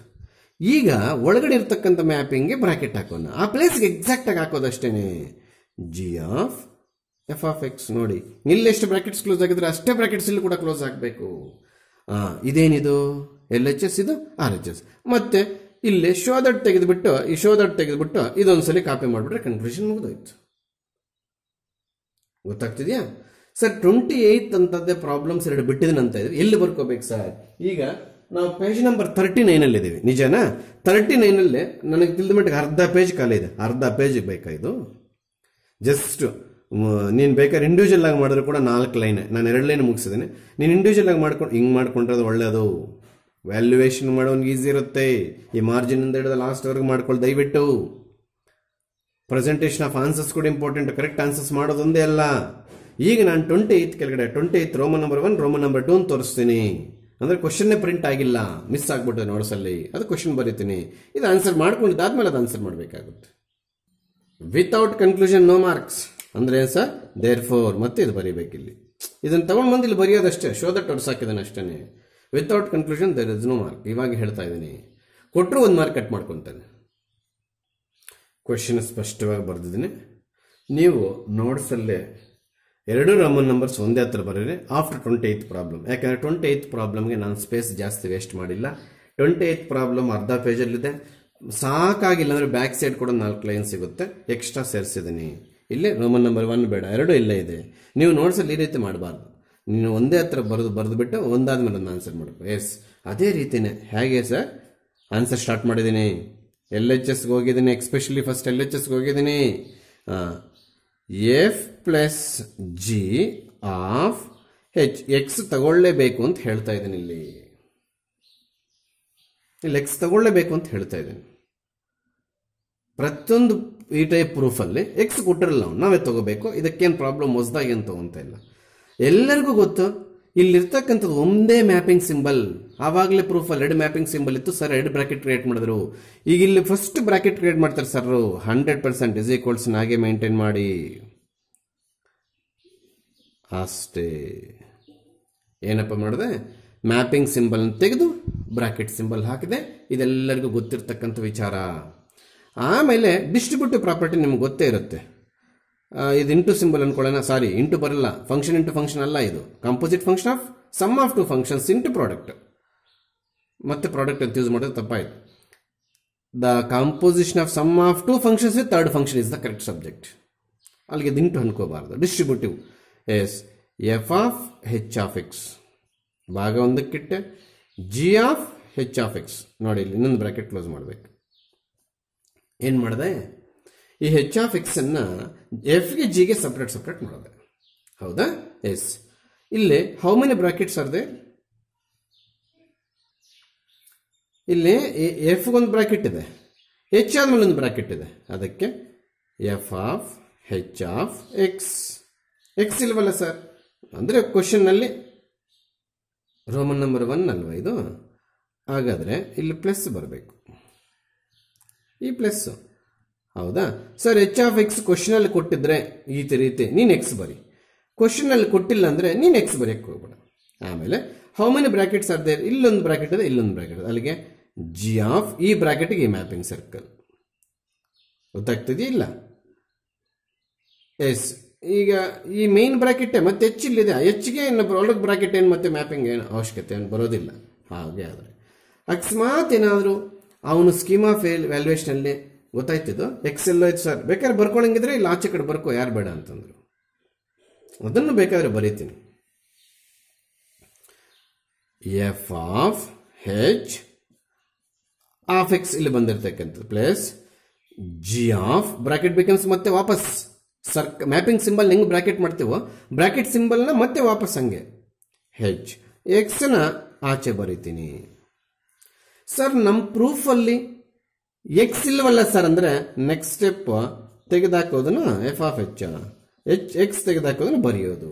ತುಂಬ ಚೆನ್ನಾಗಿದೆ. ಪ್ರತಿಯೊಂದು step based on composite symbol becomes bracket, bracket becomes composite symbol, composite mapping symbol becomes bracket, bracket term becomes composite mapping symbol. ನೋಡಿ ಇದನ್ನು ಮತ್ತೆ ನಮಗೆ ಪ್ರಾಬ್ಲಮ್ ಥರ ಇಲ್ಲ ಇದು ಅನ್ನೋದು ಹುಚ್ಚರು. ಪ್ರಾಬ್ಲಮ್ಗಿಂತ ಈಸಿ ಇದು. ಸರ್ಕಲ್ ಮ್ಯಾಪಿಂಗ್ ಸಿಂಬಲ್ ತೆಗೆದು ಬ್ರಾಕೆಟ್ಸ್ ಹಾಕೊಂಡು ಮತ್ತೆ ಡಿಸ್ಟ್ರಿಬ್ಯೂಟಿವ್ ಆದಮೇಲೆ ಬ್ರಾಕೆಟ್ನ ವಾಪಸ್ ತೆಗೆದು ಸರ್ಕಲ್ ಬರೆಯಕ್ಕೆ ನಿಮ್ಮ ಕೈಲಿ ಆಗಲಿಲ್ಲ ಅಂತಂದ್ರೆ ಇನ್ನೇನು ಮಾಡಿದ್ರೆ ನೋಡಿ, 2 ಸ್ಟೆಪ್ ಪ್ರೆಸೆಂಟ್ ಇದೆ. In case scheme of evaluation X ಅಲ್ಲೇ ಬಿಟ್ಟ, ಇದೆ ನಮ್ಮ ಸ್ಟೆಪ್ ಇಲ್ಲಿದೆ. ಎಕ್ಸ್ ಅಲ್ಲಿ ಬರಲಿಲ್ಲ, ಇದು ನಮ್ಮ ಸ್ಟೆಪ್ ಇದೆ. ಗೊತ್ತಾಗ್ತಿದೆಯಾ? ಎಸ್ ಇಲ್ಲಿ ಪ್ಲಸ್ ಇತ್ತು, ಇಲ್ಲಿ ಇಂಟು ಐತೆ. ಎಸ್ ಅಲ್ಲಿಗೆ ಎಲ್ ಎಚ್ ಎಸ್ ಅಲ್ಲ, ಇದು S L H S R H S ಇದೆ, ಆರ್ ಎಚ್ ಎಸ್ ಮತ್ತೆ L H S R H S separate ತಗೊಂಡೇನು ಮಾಡಂಗಿಲ್ಲ. ಎಲ್ ಎಚ್ ಎಸ್ ತಗೊಂಡು ಆರ್ ಎಚ್ ಎಸ್ ಬರದೇ ಇದ್ರೆ ಮತ್ತೆ ಆರ್ ಎಚ್ ಎಸ್ ತಗೊಂಡು ಸಿಂಪ್ಲಿಫಿಕೇಶನ್ ಮಾಡಬೇಕಾಗಿತ್ತು. ಎಲ್ ಎಚ್ ಎಸ್ ತಗೊಂಡ ತಕ್ಷಣ ಆರ್ ಎಚ್ ಎಸ್ ಆದಷ್ಟು ಕಡೆ ಬಂದು ಕೂತ್ಕೊಂಡ್ಬಿಡ್ತು. ಗೊತ್ತಾಯ್ತಾ? ಇಷ್ಟೇ ಸ್ಟೆಪ್ಸ್ ಇರಬೇಕು. ಆಮೇಲೆ ಇಲ್ಲಿಗೆ ಬರೋಣ. ಇಲ್ಲಷ್ಟೇ F into G of H extra ಏನು ತಗೊಂಡು ಎಕ್ಸ್ ಮತ್ತೆ ಬೇಕಾದ್ರೆ ಬಿಟ್ಬಿಡೋಣ. ಗೊತ್ತಾಗ್ತಿದೆಯಾ? That is equals to S F into G ಹಾಗೆ ಇಲ್ಲಿ ಇದೇನಾಯ್ತು, ಎಚ್ ಆಫ್ ಎಕ್ಸ್ ಆಯ್ತು. ಏನ್ ಮಾಡಿದ್ರು ಸರ್? ನಿಮ್ಗೆ ಗೊತ್ತಿರೋ ವಿಚಾರಣೆ ಮಾಡಿದ್ದೀನಿ. ಏನ್ ಸರ್ ನಮ್ಗೆ ಗೊತ್ತು? ಕಾಂಪೋಸಿಟ್ ಮ್ಯಾಪಿಂಗ್ ಸಿಂಬಲ್ ಹೋಗ್ಬಿಟ್ಟಿದೆ. ಈಗ ನಾನು ಏನ್ ಮಾಡ್ತೀನಿ ಸರ್? ಆಗ್ಲೇ this H of X is distributive for this sum, is it? ಹೌದು. Now this H of X is distributive for this product ಅಂತಂದ್ರೆ F of H of X into G of H of X. That is equal to, what is the symbol? Bracket. So that becomes x out into symbol. What is this? Bracket. Bracket ಮತ್ತೆ ನಾವು ಯಾಕೆ sir composite symbol bracket ಹಾಕುವಾಗ bracket ಮತ್ತೆ composite symbol ಬರೆದಾಗ ನಿಮ್ಗೆ ಏನು ತೊಂದರೆ? ಅದೇ sir matter. 100% into H of X ಬಂದ್ಬಿಡ್ತು. ರೋಮನ್ ನಂಬರ್ 2 ಬಂದ್ಬಿಡ್ತು. ಸರ್ ಇಲ್ಲಿ ಎಕ್ಸ್ ಇಲ್ಲ, ಅದಕ್ಕೆ ಇಲ್ಲ ಅಂದ್ರೆ ತೆಗೆದಾಕೋನು ಬಿಡ್ರಿ. ಸರ್ ಯಾವ್ದು ಬರೀತಾರೋ ಸ್ಕೀಮ್ ಆಫ್ ವ್ಯಾಲ್ಯೂಯೇಷನ್ ಸರ್ ಅವರು? ಎಸ್, ಅದಕ್ಕೆ ಆ ಪಾಯಿಂಟ್ಗೆ ಬಂದೆ ನಾನು. ಸ್ಕೀಮ್ ಆಫ್ ವ್ಯಾಲ್ಯೂಯೇಷನ್ ಯಾವ್ದು ಬರೀತಾರೋ ಗೊತ್ತಿಲ್ಲ, ಅದಕ್ಕೆ ಇನ್ ಟರ್ಮ್ಸ್ ಆಫ್ ಎಕ್ಸ್ ಇರೋದು ಇರಲಿ. ಇಲ್ಲಿ ಬ್ರಾಕೆಟ್ ಇದ್ರೆ ಒಳ್ಳೇದು, ಇಲ್ಲಿ ಬ್ರಾಕೆಟ್ ಇದ್ರೆ ಒಳ್ಳೇದು. ಇನ್ ಟರ್ಮ್ಸ್ ಆಫ್ ಎಕ್ಸ್ ಇರೋದು ಇರಲಿ, ವಿತೌಟ್ ಎಕ್ಸ್ ಸ್ಟೆಪ್ ಇರಲಿ. ಅವ್ನು ಯಾವ್ದು ಬೇಕಾದ್ರೆ ಬರ್ಕೊಳ್ಳಿ ಎಲ್ಲಿ ಸ್ಕೀಮ್ ಆಫ್ ವ್ಯಾಲ್ಯೂಯೇಷನ್ ಅಲ್ಲಿ. ಅಲ್ಲಿಗೆ ಕ್ವಶನ್ ಇನ್ನೊಂದ್ಸಲ ಹೇಳ್ತಾನೆ, ನೀವು ನೋಡ್ಸಲಿಲ್ಲ ಪ್ಲೀಸ್, ಯಾರು ಕೂಡ ಶಾರ್ಟ್ ಆಗಿ ಬರೀಬೇಡಿ. F G and H are any 3 functions from R to R. Spelling use ಮಾಡಿ. ಫ್ರಮ್ ಇದು F from R to R ಅಲ್ಲ, ಜಿ ಹೆಚ್ ಕೂಡ ಸೇರ್ಕೊಂಡಿದೆ. ಫಂಕ್ಷನ್ ಸ್ಪೆಲ್ಲಿಂಗ್ ಇದು functions 3 plural word. F G H ಏನ್ sir? 28 extra question. 28 Roman number 1 Roman number 2 questions ಇಲ್ಲಿ frame ಮಾಡ್ತಾ ಇದ್ದೀನಿ. R functions from R to R. Spelling ಬರಿ, from R T O to R. Then prove that. ಇದೊಂದು ಬರ್ಕೊಂಡು answers ಬರ್ಕೊಳ್ಳಿ. This result completely based on composite symbol changes to bracket. Again bracket ವಾಪಸ್ changes to composite symbol. ಅಷ್ಟು ಬಿಟ್ಟು ಇಲ್ಲಿ ಏನಿಲ್ಲ. ಈ ರಿಸಲ್ಟ್ ನ ಎಷ್ಟು ವೀಕ್ನೆಸ್ ಆಗಿ ತಗೊಂತೀರಿ ನೀವಂದ್ರೆ ಟೈಮ್ ಉಳಿಸುವಂತ ಪ್ರಾಬ್ಲಮ್ಸ್ ಇವು. 2 ಮಾರ್ಕ್ 3 ಮಾರ್ಕ್ ಪ್ರಾಬ್ಲಮ್ ಮಾಡೋದು ಒಂದೇ, ಇದೊಂದು 60 ಸೆಕೆಂಡ್ಸ್ ಅಲ್ಲಿ 2 ಮಾರ್ಕ್ಸ್ ತಗೊಳ್ಳೋದು ಒಂದು ಟೈಮ್ ಉಳಿದೋಗುತ್ತೆ. ಚಾಯ್ಸ್ ಕ್ವಶನ್ಸ್ ಬರ್ಕೋಬಹುದು. ಪಕ್ಕ ಇಲ್ಲಿ ಇರ್ತಕ್ಕಂಥದ್ದು bracket mapping to bracket, bracket to distribution, distribution ಆದ್ಮೇಲೆ ಮತ್ತೆ ಬ್ರಾಕೆಟ್ ಟು ಕಾಂಪೋಸಿಟ್. ಎಕ್ಸ್ ಬೇಡ ಸರ್ ಪ್ರೂಫಲ್ಲಿ ಕೊಟ್ಟಿಲ್ಲ, ಬಿಟ್ಟು ಬರ್ದಾಕು. 2ರಲ್ಲಿ ಅದೇ ಪ್ರೊಸೀಜರು. ನೋಡೋದಕ್ಕೆ ಮಾತ್ರ ಆಲ್ಫಾಬೆಟ್ಸ್ ತಲೆ ಕೆಡಿಸ್ತಾ ಇರುತ್ತೆ. ಆ ಪ್ರಾಬ್ಲಮ್ ಮಾಡಾಕಿದ್ಮೇಲೆ ಇಷ್ಟು ಈಸಿನಾ ಅನ್ನೋದು ನೀವು ಅರ್ಥ ಮಾಡ್ಕೋಬೇಕಾಗುತ್ತೆ. ಎಸ್, ಗ್ರೀನಿಂಕಲ್ಲಿ ಅಂಡರ್ಲೈನ್ ಮಾಡಿರ್ತಕ್ಕಂಥ functions F of X to X ಕೊಟ್ಟ, ಜಿ ಆಫ್ ಐ 3y+4 ಕೊಟ್ಟ, H of Z sine Z ಕೊಟ್ಟ. ಎಲ್ಲದಕ್ಕೂ ಗ್ರೀನಿಂಕಲ್ಲಿ ಟಿಕ್ ಮಾರ್ಕ್ ಹಾಕಿದ್ವಿ. ಯಾಕೆ ಮಾಡ್ಕೊಂಡ್ರು ಸರ್ ನೀವು ಈ ರೀತಿ ಅಂತಂದ್ರೆ ಇಲ್ಲಿ ನೋಡಿ, if you anything changes in place of X you should changes only in place of X. 2 is constant fixed ಹಂಗೆ ಇರುತ್ತೆ. If you are willing to change anything in place of Y, ಆಗ ಈ 3+4 ಮುಟ್ಟಬಾರ್ದು, ವೈ ಪ್ಲಸ್ಗೆ ಚೇಂಜ್ ಮಾಡಬೇಕು. ಈ Z plus ಅಲ್ಲಿ ಏನಾದ್ರು change ಮಾಡ್ತಂದ್ರೆ sign spelling ಮುಟ್ಟಬಾರ್ದು, Z ಅಲ್ಲೇ ಬರೀಬೇಕು. ಎಸ್, ಎಲ್ ಎಚ್ ಎಸ್ ತಗೊಳ್ಳೋಣ. ಎಲ್ ಎಚ್ ಎಸ್ ತುಂಬಾ easy proof. H F g of ನಾನು ಆಗಲೇ ತಗೊಂಡೆ. ಯಾವುದೇ ಒಂದು ಪ್ರಾಬ್ಲಮ್ ಈ ರೀತಿ ಕೊಟ್ಟಾಗ ಬೇಜವಾಬ್ದಾರಿಯಾಗ ಅವನು ನಾವು ಎಕ್ಸ್ ತಗೋಬೇಕು ಅಂತ ಹೇಳೋದು. ಇವೆರಡು ಈಕ್ವಲ್ ಆಗುತ್ತೆ ಅಂತ ಪ್ರೂವ್ ಮಾಡಿದೀವಿ ನಾವು ಆಲ್ರೆಡಿ. ಅದ್ರ ಮೇಲೆ ಪ್ರಾಬ್ಲಮ್ ಮಾಡ್ತಾ ಇದೀವಿ. ಇನ್ನು ಇದು ಪ್ರೂವ್ ಮಾಡಿದೀವಿ ಸರ್, ಪ್ರಾಬ್ಲಮ್ ಈಕ್ವಲ್ ಅಂತ ಬರ್ದಾಕ್ಬಾರ್ದು, 3 ಮಾರ್ಕ್ಸ್ ಇರುತ್ತೆ. ಇಲ್ಲೇ ಅಟ್ ಎ ಟೈಮ್ ನಾನು ಬ್ರಾಕೆಟ್ಸ್ ಅಂತ ತೆಗೆದಾಕ್ತೀನಿ. ಸರ್ ಬ್ರಾಕೆಟ್ ತೆಗೆದಾಕೋ ಪ್ರೊಸೀಜರ್ ಇದೆಯಾ sir? Sorry, definition of composite function ಹಾಕ್ತೀನಿ. ಏನು ಹೇಳುತ್ತೆ sir? In definition, the composite symbol circle becomes bracket. How many circles are there? Two brackets ಆಗ್ಬಿಟ್ಟಿದೆ. ಈಗ h ಹಾಗೆ ಇಲ್ಲಿ g ಹಾಗೆ ಇಲ್ಲಿ f of x ಪ್ಲೇಸ್ ಅಲ್ಲಿ 2x ಹಾಕ್ತೀನಿ. ಮತ್ತೆ ಲೆಫ್ಟ್ ಕ್ಯಾರಿ ಆಗುತ್ತಾ? ತಪ್ಪು. ಕೆಲವರು ಕ್ಯಾರಿ ಮಾಡ್ತಾರೆ. ಸಬ್ಜೆಕ್ಟ್ ಇಲ್ಲೂ ಕಳ್ತಿರಲ್ಲ ನೋಡಿ. F of X is equal to X ಬರ್ದಿದ್ದೀವಿ, ಎಫ್ ಆಫ್ ಟು ಎಕ್ಸ್ ಬರ್ದಿದ್ದೀವ, ಬರೀ 2x ಅಂದ್ರೆ ಎಫ್ ಹೊರಟೋಗಿದೆಲ್ಲ. ಇಲ್ಲಿಂದ ಬರೋಷಲ್ಲಿ ಎಫ್ ಹೊರಟೋಗುತ್ತೆ, ಜಿ ಇರುತ್ತೆ. ಇಲ್ಲಿ ಸಣ್ಣದಾಗಿ ಯೋಚನೆ ಮಾಡಬೇಡಿ, ನೇರವಾಗಿ ಯೋಚನೆ ಮಾಡಬೇಡಿ, ಬ್ರಾಡ್ ಆಗಿ ಯೋಚನೆ ಮಾಡಿ. Sir this term looks like G of Y sir, but in place of Y 2x is there sir. ಹೌದು, ಖಂಡಿತವಾಗ್ಲು. ಇದನ್ನು ನೋಡಿದ ತಕ್ಷಣ ನೀವು ಜಿ ಆಫ್ ವೈ ಜ್ಞಾಪಿಸ್ಕೋಬೇಕು. ಜಿ ಆಫ್ ವೈ ಯಾಕೆ ಜ್ಞಾಪಿಸ್ಕೋಬೇಕು ಸರ್? ವೈ ಪ್ಲೇಸ್ ಅಲ್ಲಿ 2x ಹಾಕಿದ್ರೆ ಇದೇ ಸ್ಟೆಪ್ ಅಲ್ಲಿ ಬರೋದು. ನಿಜ ಸರ್. ವೈ ಪ್ಲೇಸ್ ಅಲ್ಲಿ ನೋಡಿ, G of 2x, G of Y ವ್ಯತ್ಯಾಸ. ವೈ ಪ್ಲೇಸ್ ಅಲ್ಲಿ 2x ಇದೆ, ಇಲ್ಲಿ 2x ಹಾಕಿದ್ರೆ ಈ 3-4 ಚೇಂಜ್ ಮಾಡಬಾರ್ದು. ಆ 2x ವೈ ಪ್ಲೇಸ್ ಅಲ್ಲಿ ಹಾಕ್ಬೇಕು. ಅಂದ್ರೆ ಹೆಚ್ಚು ಹಂಗೆ ಇರುತ್ತೆ, ಹೆಚ್ಚು ಹಂಗೆ ಇರುತ್ತೆ. 3 × 2x + 4. ಏನ್ ಮಾಡಿದ್ರೆ sir? G of Y definition ನೋಡಿಕೊಂಡು ಜಿ ಆಫ್ 2x ಡೆಫಿನೇಷನ್ ಬರ್ದೆ. ಹಾಗದು ಸಿಂಪ್ಲಿಫಿಕೇಶನ್ ಮಾಡೋಣ. 6x + 4. Again it is in the form of h of z is equal to sin z. ಕಾಣಿಸ್ತಿದ್ಯಾ? ಇದು h of z is equal to sin z ಇದೆ. ಕಾಣಿಸ್ತಿದೆಯಾ? ಎಲ್ಲೋ ಗೊತ್ತಿಲ್ಲ. h of z is equal to sin z. ಏನಾದ್ರೂ z plus change ಆಯ್ತು ಅಂತ ಇಟ್ಕೋ, sign spelling ಅಲ್ಲಿ change ಇರಲ್ಲ, z ಪ್ಲಸ್ ಚೇಂಜ್ ಇರ್ತದೆ. ಈಗ ನಮಗೆ ಅದೇ ಪರಿಸ್ಥಿತಿ ಬಂದಿದೆ. These two steps are equal, but in place of z 6x + 4 is there. ನೀನ್ ಏನಾದ್ರು ಇಲ್ಲಿ ಚೇಂಜ್ ಮಾಡಿದ್ರೆ z ಪ್ಲಸ್ ಅಲ್ಲಿ ಮಾಡ್ಬೇಕಂತ ಇದ್ರೆ ಸೈನ್ ಸ್ಪೆಲ್ಲಿಂಗ್ ಆಗೇ ಇರುತ್ತೆ. ಅಲ್ಲಿಗೆ ಸೈನ್ ಆಫ್ 6x + 4 ಆಯ್ತದು. What is this? LHS. ಇದೇ ರೀತಿ RHS ಏನ್ ಮಾಡ್ತೀವಿ sir? h of g of ಏನಿಲ್ಲ ಅಂದ್ರೆ ಲೆಕ್ಸ್ ತಗೋಬೇಕು ಅಂತ ಹೇಳ್ತಾ ಇದೀನಿ. How many mapping symbols are there? 3. At a time 3 brackets ಅನ್ನು ಬರ್ದಾಕ್ತೀನಿ. Nothing change. ಇದೇ ಪ್ರೊಸೀಜರ್ ಇನ್ನೊಂದ್ಸಲಿ ಮಾಡ್ದಂಗಾಯ್ತು ನೋಡಿ. ಬ್ರಾಕೆಟ್ಸ್ ತೆಗೆದಿದ್ವೇ ಮಾತ್ರ ಡಿಫ್ರೆಂಟ್, ಬಟ್ ಸ್ಟೆಪ್ಸ್ ಇನ್ನೆಲ್ಲ ನೋಡಿ. ಈ ಸ್ಟೆಪ್ ಬಂದ್ಬಿಟ್ಟು ಕೂತ್ಕೊಂಡಿದೆ ಇಲ್ಲಿ. ಇನ್ನೇನ್ ಮಾಡ್ತೀರಾ? ಈ ಸ್ಟೆಪ್ಸ್ ಕಾಪಿ ಮಾಡ್ಕೊಂಡು ಬರೋದು. This is equation number 2. ಇಲ್ಲಿ ಬರುವಂತದ್ದು ಈಕ್ವೇಶನ್ ನಂಬರ್ 2 ಕೊಡೋದು. ಫ್ರಮ್ 1 into ಮತ್ತೆ ಅದು ಬರೀಬೇಕು. If without conclusion you are getting only 2 marks. If question is asking for 3 marks, if you are not writing the conclusion at the end of the problem, you are getting only 2 marks. ಅದು ಅಂತೂ ಸತ್ಯ. ಇವಾಗ ಹೇಳ್ತಾರೆ ನಮ್ಮ maths ಅಲ್ಲಿ especially ಯಾವ subject ಏನು ಗೊತ್ತಿಲ್ಲ, ಪ್ರೂವ್ ದಟ್ ಅಂದಾಗ ಕೆಲವರು ಹೆನ್ಸ್ ಪ್ರೂವ್ಡ್ ಅಂತ ಬರ್ಕೊಂಡು ಬರ್ತಾರೆ. ಅದಕ್ಕೆ ಕೂಡ ಕಾಂಪ್ರಮೈಸ್ ಆಗಲ್ಲ. 10th ಅಲ್ಲಿ ಎಲ್ಲ ಪ್ರೂವ್ ದಟ್ ಹೆನ್ಸ್ ಪ್ರೂವ್ಡ್ ಅಂತ ಬರ್ದಿರ್ತಾ ಇದ್ದು, ಕನ್ಕ್ಲೂಷನ್ ಆಗ್ತಾ ಇತ್ತು. ಈ ಮುಂಡೆ ಮಕ್ಕಳಲ್ಲಿ ಹೆನ್ಸ್ ಪ್ರೂವ್ಡ್ ಅವೆಲ್ಲ ಆಗಲ್ಲ. ಅದು ಇದನ್ನ ಮತ್ತೆ ಇನ್ನೊಂದ್ಸಲಿ ಬರೀಬೇಕು ಫ್ರಮ್ 1 and 2. ಅವಾಗೆ ಫುಲ್ ಮಾರ್ಕ್ಸ್ ಸಿಗೋದು. ಹೋಗಿರ್ತಕ್ಕಂಥ 1 mark ಅಲ್ಲಿ 99 ಬಂದಿರತಕ್ಕಂಥ ಬೇವರ್ಸ್ಗಳು ಎಷ್ಟು ಜನ ಇಂಥ ಕೇಸಸ್ ಅವರಿದ್ದಾರೆ. ದಯವಿಟ್ಟು ಇದನ್ನೆಲ್ಲಿ ಕಾಪಿ ಮಾಡೋದು. ಹೌದು, ಕಾಪಿ ಅಷ್ಟೇನೆ. ಫ್ರಮ್ 1 and 2 ಅಂತ ಇದು ಬರ್ದಾಕ್ರೆ 3 marks ಬಂದ್ಬಿಡ್ತು. ಯಾವ ಮೂರ್ಖರು ಬಿಡ್ತಾರೆ ಹೇಳಿ? ಇದನ್ನ ಬಿಟ್ರೆ ಮೂರ್ಖರು. ಪ್ರಾಬ್ಲಮ್ಗಿಂತ ಇದು ಪ್ರಾಬ್ಲಮ್ ಆದ್ರೆ ನಂಬರ್ ಚೇಂಜ್ ಮಾಡ್ತಾರೆ ಹೊರತು ಇಲ್ಲ ಏನು ಚೇಂಜ್ ಮಾಡಕ್ ಬರೋದೇ ಇಲ್ಲ. ಗೊತ್ತಾಗ್ತಿದ್ಯಾ? ಎಸ್. ಪೂರ್ತಿ ಬರ್ದಿಲ್ಲ ಕ್ವಶನ್, ಚೆನ್ನಾಗಿ ಅರ್ಥ ಮಾಡ್ಕೊಳ್ಳಿ. ಇನ್ನು ಏನೇನೋ ಇಂಟ್ರೊಡ್ಯೂಸ್ ಮಾಡ್ತಾರೆ, ಅದೆಲ್ಲ ನಿಮ್ಗೆ ಬೇಕಿಲ್ಲ. ಇನ್ನು ನಾನು ಏನು ಬರೀತೀನೋ ಕ್ವಶನ್ ಇನ್ನೂ ಇದೆ. ಪೂರ್ತಿ ಬರ್ದಾಕಿದ್ರೆ ನಿಮ್ಗೆ ನಾನೇ ಕನ್ಫ್ಯೂಷನ್ ಮಾಡಿಸ್ದಂಗೆ ಆಗುತ್ತೆ ಅಂತ ನಾನು ಪೂರ್ತಿ ಬರೆಯಕ್ಕೆ ಹೋಗಲಿಲ್ಲ. ನಿಮ್ಗೆ ಎಷ್ಟು ಬೇಕು ಅಷ್ಟು ಫಸ್ಟ್ ಬರ್ಕೊಂಡಿದ್ದೀನಿ. 3x + 4 divided by 5x - 7, g ಫ್ರಮ್ r to r 7x + 4 divided by 5x - 3 ಕೊಟ್ಟಿದ್ದೀನಿ. ಹೌದಾ? ಈಗ set A set B introduce ಆಗ್ತವೆ. ಅವು ನಿಮ್ಗೆ ಅವಶ್ಯಕತೆ ಇಲ್ಲ. ಕ್ವಶನ್ ಪೇಪರ್ ಸೆಟ್ ಮಾಡಿರೋವನ್ನ ಯಾರಾದ್ರೂ ಸ್ಟೂಡೆಂಟು ಸರ್ ಎಕ್ಸ್ ಪ್ಲೇಸ್ ಅಲ್ಲಿ ನಾನು 7/5 ಹಾಕ್ತೀನಿ ಅಂತ ಕ್ವಶನ್ ಕೇಳ್ತಾರೆ. ಸರಿಯಾಗಿ ಕೇಳಿಸ್ಕೊಳ್ಳಿ.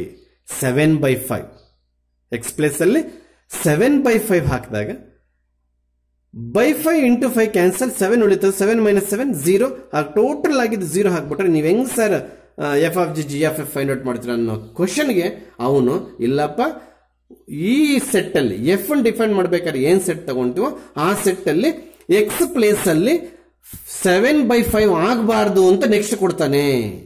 ಅಲ್ಲಿಗೆ ಯಾರೋ ಕೇಳೋ ಡೌಟ್ಗೆ ನೆಕ್ಸ್ಟ್ ಟ್ಯಾಗ್ ಮಾಡ್ತಾನೆ ಇವತ್ತು ಆನ್ಸರ್. ನಿನಗೆ ಆನ್ಸರ್ ಮಾಡಕ್ಕೆ ಇನ್ನೇನು ಡೇಟಾನು ಬೇಕಿಲ್ಲ. ದಯವಿಟ್ಟು ಈಗ ಎಷ್ಟು ಡೇಟಾ ಇದೆಯೋ ಅಷ್ಟೇ ಬೇಕು. ಆದರೆ ವರ್ಕ್ ಬುಕ್ ಅಲ್ಲಿ ಏನೇನೇನೋ ಪ್ರಿಂಟ್ ಮಾಡಿದ್ದಾರೆ. ಆ ಏನೇನೋ ಪ್ರಿಂಟ್ ಮಾಡಿರೋ ರೀಸನ್ ಹೇಳ್ತಾರೆ. ದಯವಿಟ್ಟು ಅದು ಆನ್ಸರ್ಗಲ್ಲ.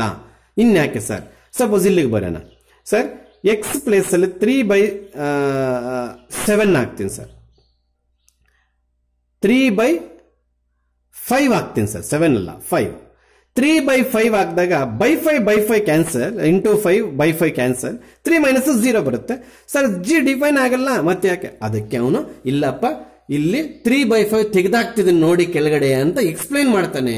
ಆ ಎಕ್ಸ್ಪ್ಲನೇಷನ್ ಇದು ನಾಟ್ ಡಿಫೈನ್ ಅಂತ ತೋರ್ಸಕ್ಕೆ ಯಾರಾದ್ರೂ ಸ್ಟೂಡೆಂಟ್ ರೆಡಿ ಆದಾಗ ಅವನು ಕನ್ವಿನಿಯನ್ಸ್ ಮಾಡಕ್ಕೆ ಹೊರತು ನೀನು ಆನ್ಸರ್ ಮಾಡಕ್ಕಲ್ಲ. ನೆಕ್ಸ್ಟ್ ಕ್ವಶನ್ ಇರೋದು, ಅಲ್ಲಿಗೆ ಇನ್ನೂ ಕ್ವಶನ್ ಇದೆ, ಅದರಲ್ಲಿ ಏನು ಡೇಟಾ ಇಲ್ಲ ನಿನಗೆ, ಮತ್ತೆ ಯಾಕೆ ಸರ್ ಕೊಟ್ಟ? ಇಲ್ಲಿ 0 ಆಗಬಾರ್ದು, ಇಲ್ಲಿ 0 ಆಗದಿರ ಎಕ್ಸ್ ವ್ಯಾಲ್ಯೂಸ್ ತಗೋಬೇಕು ಅಂತ ಎಕ್ಸ್ಪ್ಲೈನ್ ಮಾಡ್ತಾನೆ. ಅದನ್ನೇ ನೆಕ್ಸ್ಟ್ ಬರೆಯಕ್ಕೆ ಹೋಗ್ತೀನಿ. ಏನ್ ಸರ್ ಅದು? ಎ ಆರ್ ಎಕ್ಸಂಪ್ಷನ್ ಆಫ್ 3/5 ಗೊತ್ತಾಗ್ತಿದ್ಯಾ? ಇಲ್ಲಿ 3/5 ಆರಲ್ಲಿ 3/5 ತೆಗೆದಾಕಿದ್ರೆ ಇನ್ನೇನ್ ಬರ್ತಾವ ಅವೆಲ್ಲ ಜಿ ಎಲ್ ಹಾಕೋಬೇಕತ್ತೆ. ಇಲ್ಲಿ 3/5 ಹಾಕಿದ್ರೆ ಹಾಳಾಗಿ ಹೋಗ್ತೀರಾ, ಹೌದಾ? ಬಿ ಮೈನಸ್ ಯಾರೋ ಮಾರ್ಕ್ ಅಲ್ಲ, B are exemption of I think 7/5. ಯಾಕೆ ಸರ್? ಇಲ್ಲಿ 7/5 ಹಾಕಿದ್ರೆ ಬೈ 5 ಕ್ಯಾನ್ಸಲ್, 7 ಮೈನಸ್ ಅದು ಇರಬಾರ್ದಂತ ಆರಲ್ಲಿ. ಈ ರಿಯಲ್ ನಂಬರ್ಸ್ ಅಲ್ಲಿ ಈ 7/5 ತೆಗೆದಾಕ್ಬಿಟ್ಟು ಅದನ್ನ ಯೂಸ್ ಮಾಡ್ಕೊಂಡು ಅದನ್ನು ಬಿ ಅಂತ ಕರೆದಿದ್ದೀವಿ. ಅಲ್ಲಿಗೆ ನೀನ್ ಪ್ರೂವ್ ಮಾಡಕ್ಕೆ ಪ್ರಾಬ್ಲಮ್ ಈ ಡೇಟಾ ಬೇಕಿಲ್ಲ, ಬಟ್ ಆ ಡೇಟಾ ಇಲ್ಲ ಅಂದ್ರೆ ಪ್ರಾಬ್ಲಮ್ ಮೀನಿಂಗ್ಲೆಸ್. ಈಗ ಶೋ ದಟ್ ಅದನ್ನೇನೋ ಕ್ವಶನ್ ಕೇಳಿದರೆ ಅದು F of G is equal to I means identity function. ಅದ್ಯಾವ ಸರ್? F of X is equal to X, we call it as identity function. ಇಲ್ಲಿ ಎಕ್ಸ್ ಉಳಿದುಕೊಂಡಿರದೆ ಅಂದ್ರೆ ಅದು ಐಡೆಂಟಿ ಫಂಕ್ಷನ್. ಸಬ್ಸ್ಕ್ರಿಪ್ಟ್ ಯಾಕೆ ಸರ್? ಎ ಹೇಳ್ತೀನಿ ಸಬ್ಸ್ಕ್ರಿಪ್ಟ್ ಯಾಕೆ ಎ ಬಂತು ಅಂತ. ಅಲ್ಲಿಗೆ show that F of G identity function and G of F is equal to I B, that is also identity function. ಅಲ್ಲಿಗೆ ಎಫ್ ಆಫ್ ಜಿ ಕಂಡಿಡಿಬೇಕು, G of F ಕಂಡಿಡಿಬೇಕು, ಕೊನೆಗೆ X ಉಳಿತದೆ, ಅದನ್ನ ನಾವು ಐ ಬಿ ಅಂತ ಬರೀತೀವಿ. ಅಲ್ಲಿಗೆ ಏನ್ ತೋರಿಸಬೇಕು ಅನ್ನೋದು ಬೇಕೇ ಬೇಕು. ಇದು ಅವಶ್ಯಕತೆ ಇಲ್ಲ ಕ್ವಶನ್ಗೆ ಅಂದ್ರೆ ತಪ್ಪು, ಬಟ್ ಇದೆಲ್ಲ ಇದು ಪ್ರೂವ್ ಮಾಡೋವನಿಗೆ ಅವಶ್ಯಕತೆ ಇಲ್ಲ. ಕ್ವಶನ್ ಅರ್ಥ ಮಾಡಿಕೊಂಡು ಇದೇನಾದ್ರು 0 ಆದ್ರೆ ಏನ್ ಸರ್ ಪರಿಸ್ಥಿತಿ ಅಂತ ಡೌಟ್ ಕೇಳೋವನಿಗೆ ಇಲ್ಲಪ್ಪ ಮಾಡ್ಕೊಡ್ದು, ನಾವು ಆ ನಂಬರ್ಸ್ ತೆಗೆದಾಕಿದೀವಿ ಅಂತ ಎಕ್ಸ್ಪ್ಲನೇಷನ್ ಅಷ್ಟೇನೆ. ಅಲ್ಲಿಗೆ ನಿಮಗೆ ಪ್ರಾಬ್ಲಮ್ ನಂಬರ್ 30 ವರ್ಕ್ ಬುಕ್ ಅಲ್ಲಿ ಏನೆಲ್ಲ ಪ್ರಿಂಟ್ ಇತ್ತೋ ಅದನ್ನು ಡೀಟೇಲ್ಡ್ ಆಗಿ ಬರೆದಿದ್ದೀನಿ. Data, proof, extra explanation to disprove these are not 0. Disprove not 0, prove not 0 ಅಲ್ಲ. ಇದು 0 ಆಗಬಾರ್ದು ಅಂತ ಎಕ್ಸ್ಪ್ಲನೇಷನ್ ಅಷ್ಟೇನೆ. ಹಾಗಾದ್ರೆ ಇದು ನಮಗೆ ಬೇಕಿಲ್ಲ ಸರ್, ಖಂಡಿತವಾಗ್ಲೂ ಬೇಕಿಲ್ಲ. ಇದು ಈ ಗಿವನ್ ಡೇಟಾ, ಪ್ರೂಫ್ ಡೇಟಾ. ಈ ಐ ಬಿ ಬಂದಿದ್ದಕ್ಕೆ ಎ ಏನು ಬಿ ಏನು ಅಂತ ಕೇಳ್ತಾರೆ ಹುಡುಗರು. ಅದಕ್ಕೆ ಆ ಎ ಬಿ ಇಲ್ಲಿ ಡಿಫೈನ್ ಮಾಡಿ ಈ ರೀಸನ್ಗೂ ಆನ್ಸರ್ ಆಯ್ತು, ಇವು 0 ಆಗಬಾರ್ದು ಅನ್ನೋದಕ್ಕೂ ಆನ್ಸರ್ ಆಯ್ತು. 2 ರೀಸನ್ಗೂ ಇಲ್ಲಿ ನಾವು ಬರೀಲೇಬೇಕು, ಆದರೆ ಅದು ಪ್ರೂಫ್ಗೆ ಏನು ಅವಶ್ಯಕತೆ ಇಲ್ಲ. ಗೊತ್ತಾಗ್ತಿದ್ಯಾ? ಎಸ್, ಒಂದೊಂದನ್ನೇ ಮಾಡ್ತೀನಿ. ಇಲ್ಲಿ ಎಫ್ ಆಫ್ ಜಿ ಮತ್ತೆ ಹೇಳ್ತಾ ಇದ್ದೀನಿ, ಇಲ್ಲಿ ಎಕ್ಸ್ ತಗೋಬೇಕು ಅಂತ. ಡೆಫಿನೇಷನ್ ಏನು ಹೇಳುತ್ತೆ? F of g of X ಹೇಳುತ್ತೆ. ಹೌದಾ? ಪ್ಲೀಸ್ ಎಲ್ಲಿ ನೋಡಿ, ಇಲ್ಲಿ ಎಫ್ ಹಂಗೆ ಇರಲಿ, ಜಿ ಆಫ್ ಎಕ್ಸ್ ಏನು ಡಿಫೈನ್ ಮಾಡಿದ್ದಾರೆ ಅವರು ನೋಡಿ, ಇಲ್ಲೇ ಇದೆ, ಬಟ್ ಡೀಟೇಲ್ ಆಗಿ ಬರೋದಿಲ್ಲ ಅಷ್ಟೇ. ಏನಾಗಿದೆ? 7x plus 4 divided by 5x minus 3. G define ಮಾಡ್ಕೊಂಡ್ಬಿಟ್ಟೆ ನೋಡಿ. ಮತ್ತೆ ಇಲ್ಲಿ ಜಿ ಇದೆ, ಇಲ್ಲಿ ಜಿ ಬರಬಾರ್ದು, ಜಿ ಎಲ್ಲಿ ಬರೆದಿರೋದು. ಈಗ ಎಲ್ಲರೂ ನೋಡಿ, ಎಲ್ಲರೂ ನೋಡ್ಬೇಕು. Now this is looks like in form of F of X. ಖಂಡಿತವಾಗ್ಲು ಇಲ್ಲಿ ಜಿ ಆಫ್ ಎಕ್ಸ್ ಇದೆ ಬಿಡ್ರಿ, ಎಫ್ ಆಫ್ ಎಕ್ಸ್ ತರ ಇದೆಯಾ?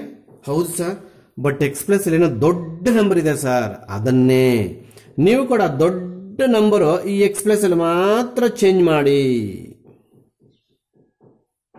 ಅರ್ಥ ಮಾಡ್ಕೊಳ್ಳೇಬೇಕು ನೀವು.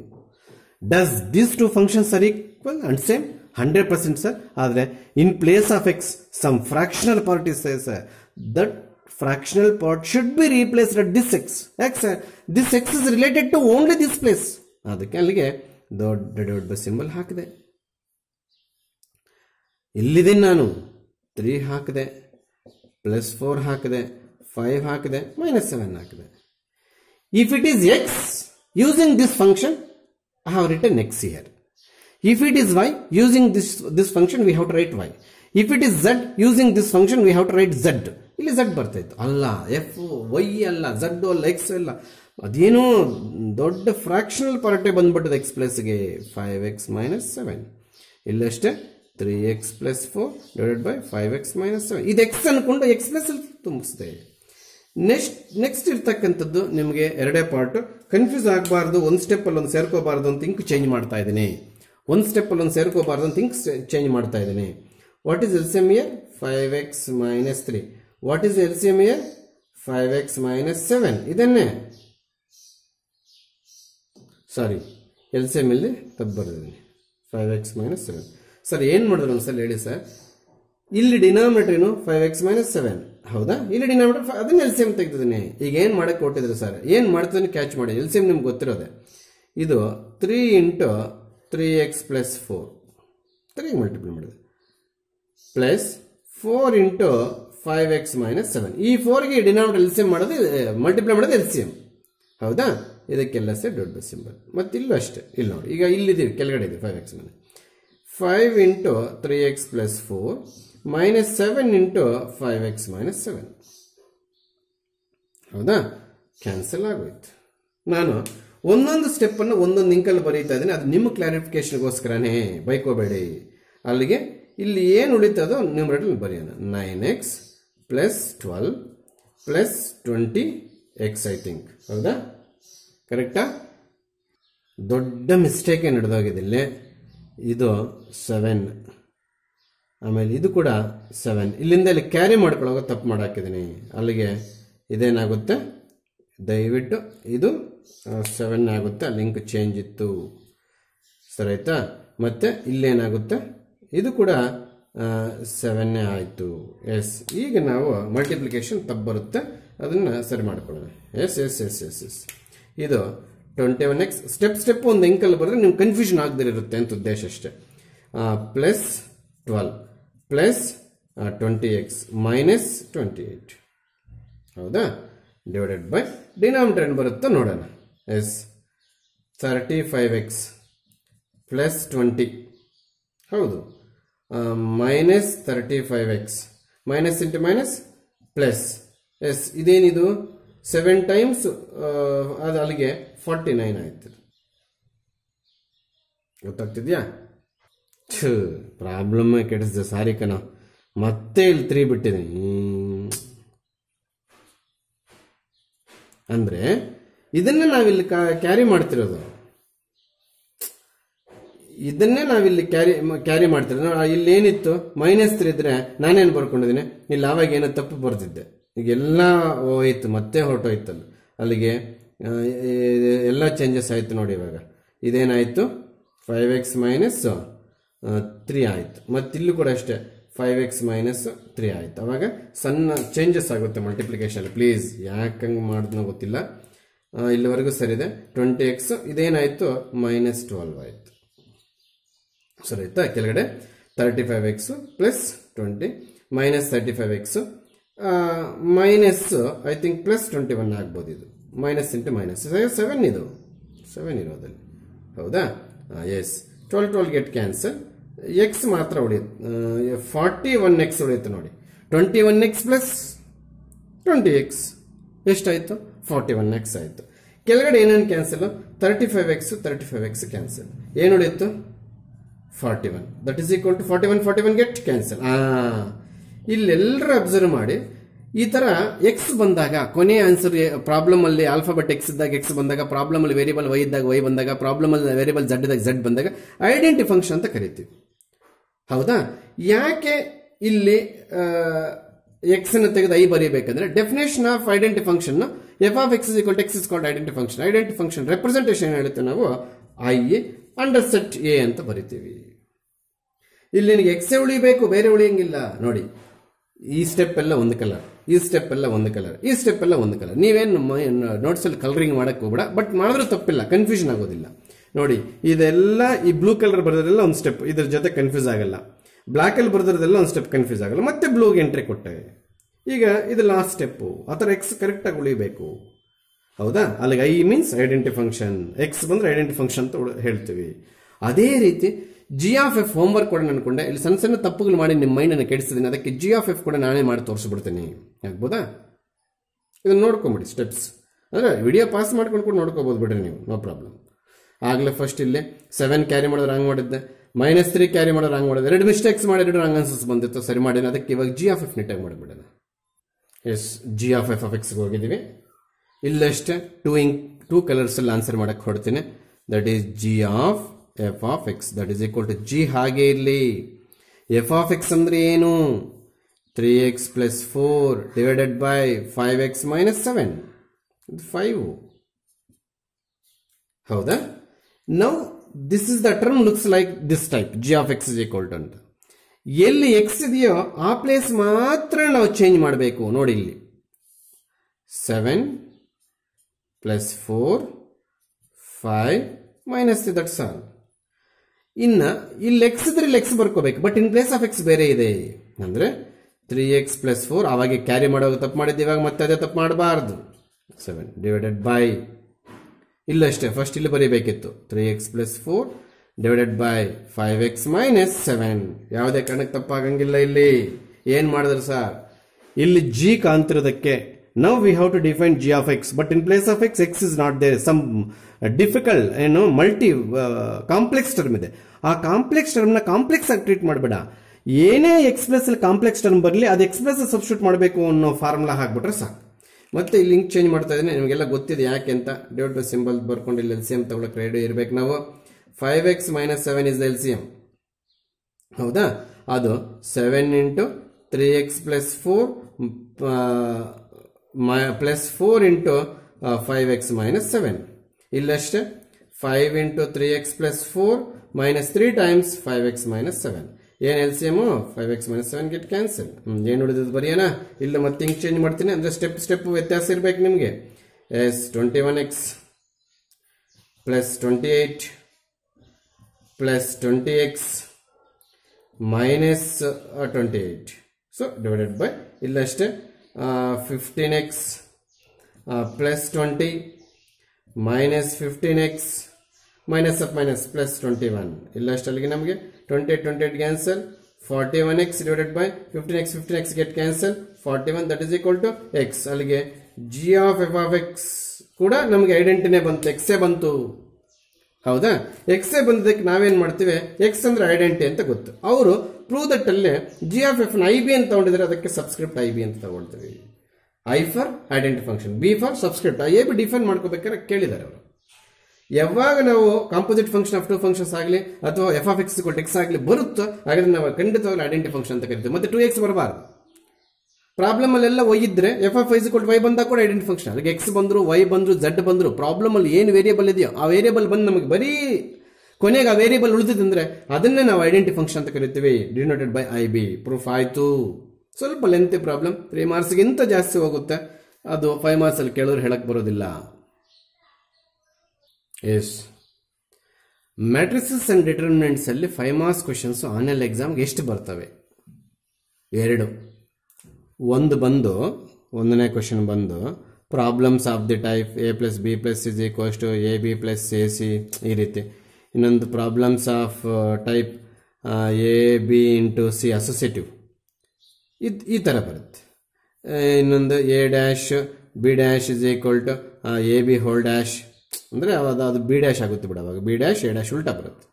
ಈ ರೀತಿ ಪ್ರಾಬ್ಲಮ್ಸ್ ಏನೆಲ್ಲ ಮಾಡಿದ್ರು 5 ಮಾರ್ಕ್ಸ್ಗೆ ಅದೊಂದು. ಎರಡನೇದು ಮ್ಯಾಟ್ರಿಕ್ಸ್ ಮೆಥಡ್, ಅದೇ ಅಡ್ಜಾಯಿಂಟ್ ಡಿಟರ್ಮಿನೆಂಟ್ ಹಿಡಿದು XYZ ವ್ಯಾಲ್ಯೂಸ್ ಫೈಂಡ್ ಮಾಡ್ತೀವಿ. ಅದು ಅಲ್ಲಿಗೆ ಈ ಟಾಪಿಕ್ ಮುಗ್ದೋಗ್ಬಿಟ್ರೆ, ಈಗ ಏನು ಟಾಪಿಕ್ ಹೊಸ ಟಾಪಿಕ್ ಮಾಡಕ್ಕೆ ಹೋಗ್ತಾ ಇದ್ದೀನಿ, ಅದಕ್ಕೆ 5 ಮಾರ್ಕ್ಸ್ ಅಂತ ನಾನು ಬೇರೆ ಸ್ಟಾರ್ಟ್ ಮಾಡಿದ್ದೀನಿ ಹೆಡ್ಡಿಂಗ್ ಇಲ್ಲಿ. ಸೊ ಏನಿಲ್ಲ, ಎಫ್ ಇನ್ವರ್ಸ್ ಫೈಂಡ್ ಔಟ್ ಮಾಡ್ತೀವಿ ಇನ್ ಫಂಕ್ಷನ್ಸ್. ಅಲ್ಲಿಗೆ ಇಲ್ಲಿ ಒಂದು 7 ಪ್ರಾಬ್ಲಮ್ಸ್ ಇದೆ. ಮ್ಯಾಟ್ರಿಕ್ಸ್ ಮೆಥಡಲ್ಲೇ 7 + 3, ಆ 3 ಯಾಕೆ ಸರ್? ಈ 3 ವರ್ಡಿಂಗ್ಸ್ ಅಲ್ಲಿದೆ. ಆನಿಯನ್ನು, ಅದೇನು ವೀಟ್, ರೈಸ್ ಅಂತೆ, ಮತ್ತೆ product of 2 matrices is equal to identity, then find XYZ value. ಸ್ವಲ್ಪ ಡಿಫ್ರೆಂಟ್ ಆಗಿರೋ 3, ಒಂದೇ ರೀತಿ ಇರೋ 7, ಇಲ್ಲೊಂದು 10 ಪ್ರಾಬ್ಲಮ್ಸ್, ಇಲ್ಲಿ ಒಂದು 7 ಪ್ರಾಬ್ಲಮ್ಸ್. ನೋಡಿ ಇದೆಲ್ಲ ಒಂದು 7 to 10 ಇರೋದು ನನಗೆ. ಅಲ್ಲಿಗೆ ಮ್ಯಾಟ್ರಿಕ್ಸ್ ಅಲ್ಲಿ ಫಸ್ಟ್ 5 ಮಾರ್ಕ್ಸ್ ಕ್ವಶನ್ ಬಂದು ಈ ಟೈಪ್ ಅಂತ, ಅವು 7 ಇದೆ ನೋಡ್ಕೊಂಡ್ರೆ ಸಾಕು. ಸೆಕೆಂಡ್ ಕ್ವಶನ್ 5 ಮಾರ್ಕ್ಸ್ ಒಂದು ಎಂ ಅಂದ್ರೆ ಮ್ಯಾಟ್ರಿಕ್ಸ್ ಮೆಥಡ್. ಅಲ್ಲಿ 7 + 3, 7 ಎಲ್ಲ ಒಂದೇ ಟೈಪ್ ಇದ್ರೆ 3 ಪ್ರಾಬ್ಲಮ್ಸ್ ಡಿಫ್ರೆಂಟ್ ಆಗಿದೆ, 10 ಪ್ರಾಬ್ಲಮ್ಸ್ ಮಾಡ್ಕೊಂಡು 5. ಇಲ್ಲ ಅಷ್ಟೇ 7 ಪ್ರಾಬ್ಲಮ್ಸ್ ಇದೆ. ಅವು ಥರ್ಡ್ ಕ್ವಶನ್ ಅಂದ್ರೆ 3 ಕ್ವಶನ್ ಮುಗಿದೋಗುತ್ತೆ 5 ಮಾರ್ಕ್ಸ್, 15 ಮಾರ್ಕ್ಸ್ ಮುಗಿದೋಗುತ್ತೆ 5 ಮಾರ್ಕ್ಸ್ ಮೈನಲ್ಲಿ. ನಾವು ಇಯರ್ ಪೂರ್ತಿ ಓದಿದ್ರು ಕೂಡ 30 ಮಾರ್ಕ್ಸ್ಗೆ ಬರೀಬೇಕು. 10 ಕೇಳ್ತಾರೆ, ಅದರಲ್ಲಿ 6 ಬರೀಬೇಕು. 6 5 30. ಈಗ ನಾವು 3 ಮುಗಿಸಾಕ್ತಿವಿ. ಏನು ನೀವು ಎಫ್ ಇನ್ ವರ್ಸ್ ಸರಿಯಾಗಿ ಕಳ್ತಾರೆ. ಇವಾಗ ಎಫ್ ಇನ್ ವರ್ಸ್ ಕಳಿಬೇಕು. 5 ಮಾರ್ಕ್ಸ್ ಎಂಟ್ರಿ ಕೊಟ್ಟಿದ್ದೀವಿ. ಕೆಲವರು ಬಿಲೋ ಅವರೇಜ್ ಸ್ಟೂಡೆಂಟ್ಸು ವಿಡಿಯೋಸೇ ನೋಡ್ತಿಲ್ಲ. ಅದು ಮೊಬೈಲ್ ಪ್ರಾಬ್ಲಮ್, ಅವ್ರಿಗೆ ಇರ್ತಕ್ಕಂಥ ದುರಾಂಕರಣ ಗೊತ್ತಿಲ್ಲ. ನಮಗೆ ವ್ಯೂಸ್ ಗೊತ್ತಾಗುತ್ತೆ. 190+ ಇದ್ರೆ 180ನೇ ವ್ಯೂಸ್ ಇರ್ತವೆ. ಅದರಲ್ಲಿ ಬೇರೆಯವರು ಕೂಡ ನೋಡಿರ್ತಾರೆ. ಎಲ್ಲ ನಮ್ಮ ಮಕ್ಕಳೇ ನೋಡಿದ್ರೆ 180+ ನೋಡಿದ್ದಾರೆ ಬಿಡಿ, ಯಾರು 5 ಜನ ಇರ್ಬೋದು ಅನ್ಕೋಬಹುದು. ಬೇರೆಯವರು ಸೇರಿ ನಮ್ಮಲ್ಲಿ ಪಾಠ ಕೇಳ್ತಿರೋ ಸೇರಿ 180+ ಅಂದ್ರೆ ಇನ್ನು ಎಷ್ಟು ಮೈನಸ್ ಆಗಿರ್ಬೋದು. ಆ ಮುಂಡೆ ಮಕ್ಳಿಗೆ ಏನಾಗಿದೆ ಗೊತ್ತಿಲ್ಲ. ಇನ್ ಕೇಸ್ ಡಿ ಆಫೀಸಿಂದ ಏನಾದರೂ ಏನು ಸಿಲೆಬಸ್ ರೆಡ್ಯೂಸ್ ಇಲ್ಲ, 1-2-3 ತಿಂಗಳು ಹಿಂದೆ ಆಗ್ತವೆ ಎಕ್ಸಾಮು, ಎಲ್ಲ ಸಿಲೆಬಸ್ ಓದಬೇಕಂದ್ರೆ ಇಂಥ ಮುಂಡೆ ಮಕ್ಕಳು ಸತ್ತರು ಏನು ಮಾಡೋಕ್ಕಾಗಲ್ಲ, ಫೇಲ್ ಆಗೋದು ಗ್ಯಾರಂಟಿ. ಇವಾಗಾದರೂ ಎಚ್ಚೆತ್ಕೊಂಡು ಸಾಯಿರಿ. ಡೈಲಿ ಕ್ಲಾಸ್ ಕೇಳಿ, ವರ್ಕ್ ಬುಕ್ ತೊಗೊಂಡು ಡೈಲಿ ಹೇಳಿದ ಮಾತು ಕೇಳಿ. ನಿಮ್ಮ ಫೇವರ್ ಆಗಿ ಡಿ ಆಫೀಸಿಂದ ಮೆಸೇಜ್ ಬಂದ್ರೆ ಸರಿ. ಯಾವ ಸಿಲೆಬಸ್ ಕಡಿಮೆ ಇಲ್ಲ, ಎಲ್ಲ ಓದಬೇಕು, ಅಕಾಡೆಮಿಕ್ ಇಯರ್ ಸ್ವಲ್ಪ ಎಕ್ಸ್ಟೆಂಡ್ ಮಾಡ್ತೇವೆ ಅಂದ್ರೆ ಮಾತ್ರ ನೀವು ಪಾಠ ಕೇಳಿದಿರ ಬಜಾರಲ್ಲಿ ಬಿದ್ದಿರೋರ್ಗಂತೂ ನರಕಯಾತನೆ, ನಿಮ್ಗೆ ಭಿಕ್ಷೆ ಬಿಡ್ಕೋಬೇಕಾಗುತ್ತೆ. PUC ಫೇಲ್ ಆಗಿ ಈಗ ಹೇಳ್ತಾ ಇದ್ರಿ. ಅಲ್ಲಿಗೆ ಎಫ್ ಇನ್ವರ್ಸ್ ಫೈಂಡ್ ಔಟ್ ಮಾಡೋ ಟಾಪಿಕ್ ಕಂಪ್ಲೀಟ್ ಮಾಡಿದ್ರೆ ಅಲ್ಲಿಗೆ 5 ಮಾರ್ಕ್ಸ್ 3 ಕ್ವಶನ್ಸ್ ಆಗ್ತವೆ. ಯಾವ ರೀತಿ ಪ್ರಾಬ್ಲಮ್ಸ್ ಅನ್ನೋದು ಕೂಡ ಹೇಳಿದ್ದೀನಿ ಇಲ್ಲಿ. ನಾವು ಕಾಂಪೋಸಿಟ್ ಫಂಕ್ಷನ್ ಸ್ಟಾರ್ಟ್ ಮಾಡಬೇಕಾದ್ರೆ ಅಲ್ಲಿ heading composite function and invertible function ಅಂತ ಒಟ್ಟಿಗಿತ್ತು. ನಾನು ಬರೀ ಕಾಂಪೋಸಿಟ್ ಫಂಕ್ಷನ್ ಮಾತ್ರ ಬರುತ್ತೆ ತೋರಿಸಿದೆ. ಈಗ ಇನ್ವರ್ಟಬಲ್ ಫಂಕ್ಷನ್ಗೆ ಬರ್ತಾ ಇದ್ದೀನಿ. ಫಸ್ಟು ಪ್ರಾಬ್ಲಮ್ಸ್ ವರ್ಕಿಂಗ್ ರೂಲ್ ಹೇಳ್ಬಿಡ್ತೇನೆ. 5 ಮಾರ್ಕ್ಸ್ಗೂ ಬೆನಿಫಿಟ್ ಆಗುತ್ತೆ. ಡೆಫಿನೇಷನ್ ಬೈ ಹಾರ್ಟ್ ಮಾಡೋ ಅವಶ್ಯಕತೆ ಇರೋದಿಲ್ಲ. ಏನು ಹೇಳ್ಕೊಡ್ಬಿಟ್ರೆ ಪ್ರಾಬ್ಲಮ್ಸ್ ವರ್ಕಿಂಗ್ ರೂಲ್ ಹೇಳ್ಕೊಡ್ಬಿಟ್ರೆ 5 ಮಾರ್ಕ್ಸ್ಗೂ ವರ್ಕಿಂಗ್ ರೂಲ್ ಕವರ್ ಆದಂಗೆ ಆಗುತ್ತೆ. ಡೆಫಿನೇಷನ್ ಆಫ್ ಇನ್ವರ್ಟಬಲ್ ಫಂಕ್ಷನ್ ಕೂಡ ಬೈ ಹಾರ್ಟ್ ಮಾಡೋ ಅವಶ್ಯಕತೆ ಏನಿಲ್ಲ. ಸ್ಟಾರ್ಟ್ ಮಾಡ್ತಿದ್ದೀನಿ, ಎಕ್ಸಾಂಪಲ್ ತಗೊಂಡು ಸ್ಟಾರ್ಟ್ ಮಾಡ್ತಿದ್ದೀನಿ. 5 ಮಾರ್ಕ್ಸ್ ಪ್ರಾಬ್ಲಮ್ ವರ್ಕಿಂಗ್ ರೂಲ್ಗೂ ಬೆನಿಫಿಟ್ ಆಗಬೇಕು, ಡೆಫಿನೇಷನ್ ಕಳಿಯೋದಕ್ಕೆ ಬೆನಿಫಿಟ್ ಆಗಬೇಕು. They are given 2 functions in terms of x, in terms of y, in terms of n, ಗೊತ್ತಿಲ್ಲ. But in every problem we have the variable x. Don't worry. F and G ಕೊಡಲ್ಲ. ಸಾರಿ, ತಪ್ಪು, starting ಅಲ್ಲಿ ತಪ್ಪಾಯ್ತು. ಬರೀ function ಕೊಡ್ತಾನೆ ಅಷ್ಟೇನೆ. Invertible function definition ಹೇಳೋದಕ್ಕೆ g ತಗೊಂತೀನಿ, ಬಟ್ ಪ್ರಾಬ್ಲಮ್ಸ್ ಬಂದಾಗ ಜಿ ಕೊಡಲ್ಲ. While defining we have to take g. While solving problem we have to define g. But g ಕೊಡಲ್ಲ, ನಾವು ಕ್ರಿಯೇಟ್ ಮಾಡ್ಕೋಬೇಕು ಫುಲ್ ಕ್ಲಾರಿಟಿ ಇರಲಿ. ಇನ್ವರ್ಟಬಲ್ ಡೆಫಿನೇಷನ್ ಸ್ಟಾರ್ಟ್ ಮಾಡುವಾಗ ಎಫ್ ಜಿ ನಾವೇ ಸ್ಟಾರ್ಟ್ ಮಾಡ್ತೀವಿ. We are starts from 2 functions f and g. ಪ್ರಾಬ್ಲಮ್ಸ್ಗೆ ಹೋದಾಗ g ಕೊಟ್ಟಿರಲ್ಲ, ಆದರೂ ಜಿ ಬೇಕು. ಕೊಟ್ಟಿರಲ್ಲ ಬೇಕು ಅಂದ್ರೆ ಏನು ಮಾಡ್ತೀವಿ? ಯಾವುದೇ ಮ್ಯಾಥಮೆಟಿಕಲ್ ಸಬ್ಜೆಕ್ಟಲ್ಲಾಗಲಿ ಕಂಡುಹಿಡ್ಕೊಳ್ತೀವಿ ಅಷ್ಟೇನೆ. ಅಲ್ಲಿಗೆ ಟೋಟಲ್ ಆಗಿ ಜಿ ಕೊಡ್ತಾರೋ ಕೊಡಲ್ವೋ, ಪ್ರಾಬ್ಲಮ್ ಕಂಪ್ಲೀಟ್ ಮಾಡೋಕ್ಕಾಗಲಿ ಡೆಫಿನೇಷನ್ ಕಂಪ್ಲೀಟ್ ಮಾಡೋಕ್ಕಾಗಲಿ ಏನು ಬೇಕು? ಜಿ ಬೇಕು. ಡೆಫಿನೇಷನ್ ಕೊಡ್ತಾರೆ ಅಂದ್ರೆ ನಾವೇ ಡಿಫೈನ್ ಮಾಡಬೇಕು, ನಾವೇ ಬೇಸ್ ಆಗಬೇಕು ಜಿಗೆ. ಪ್ರಾಬ್ಲಮ್ ಅಲ್ಲಿ ನಾವು ಕಂಡುಹಿಡ್ಕೋಬೇಕು. ಟೋಟಲ್ ಆಗಿ ಜಿ ಬರಬೇಕು, whether it is definition or problem. Yes, 2 functions definition ಇದ್ದೀನಿ, ಪ್ರಾಬ್ಲಮ್ ಅಲ್ಲಿ ಈಗ ಸದ್ಯಕ್ಕೆ. ಇಲ್ಲಿ ಎಫ್ ಇನ್ವರ್ಸ್ ಜಿ ಯಾವಾಗ ಆಗುತ್ತೆ, ಜಿ ಇನ್ವರ್ಸ್ ಎಫ್ ಯಾವಾಗ ಆಗುತ್ತೆ ಅಂತ ಕೇಳ್ತಾ ಇದ್ದಾರೆ ನಮ್ಮನ್ನ. ಸ್ಟಾರ್ಟ್ ಮಾಡೋಣ. ಎಫ್ ಆಫ್ ಜಿ ಸಿಂಪ್ಲಿಫೈ ಮಾಡು, ಐಡೆಂಟಿ ಫಂಕ್ಷನ್ ತೆಗಿ, ಐಡೆಂಟಿ ಫಂಕ್ಷನ್. ಮತ್ತೆ ಜಿ ಆಫ್ ಎಫ್ ಸಿಂಪ್ಲಿಫೈ ಮಾಡು, ಅಲ್ಲೇ ಐಡೆಂಟಿ ಫಂಕ್ಷನ್ ತೆಗಿ. If f of G, G of f both are getting identity function, then we can say that f inverse is equal g, g inverse is equal to f. ಈಗ definition ಹೋದ್ರೆ ಚೆನ್ನಾಗಿ ಅರ್ಥ ಆಗುತ್ತೆ. Sir, ಈ concept matrices and determinants ಎಲ್ಲೋ ಕಳ್ತಿದ್ವು 100%. Product of 2 matrices is equals to identity, 1 matrix is inverse to other. ಅದೇ concept, but not product. Composition product ಅಂತ ಯೂಸ್ ಮಾಡಬಾರ್ದು, ಎಫ್ ಇಂಟು ಜಿ ಅಂತ ಓದಬಾರ್ದು. Composite function of any 2 functions is equal to identity, 1 function is inverse to other. ಅದು f inverse g ಆಗ್ಬೋದು, g inverse f ಆಗ್ಬೋದು. ಈ concept ಆಧಾರದ ಮೇಲೆ ನೀವು ಡೆಫಿನೇಷನ್ ಕನ್ಸ್ಟ್ರಕ್ಟ್ ಮಾಡ್ಕೋಬೇಕು. ಡೆಫಿನೇಷನ್ ಬರೆಯುವಾಗ f from x to y ಬಿಡಬಾರ್ದು.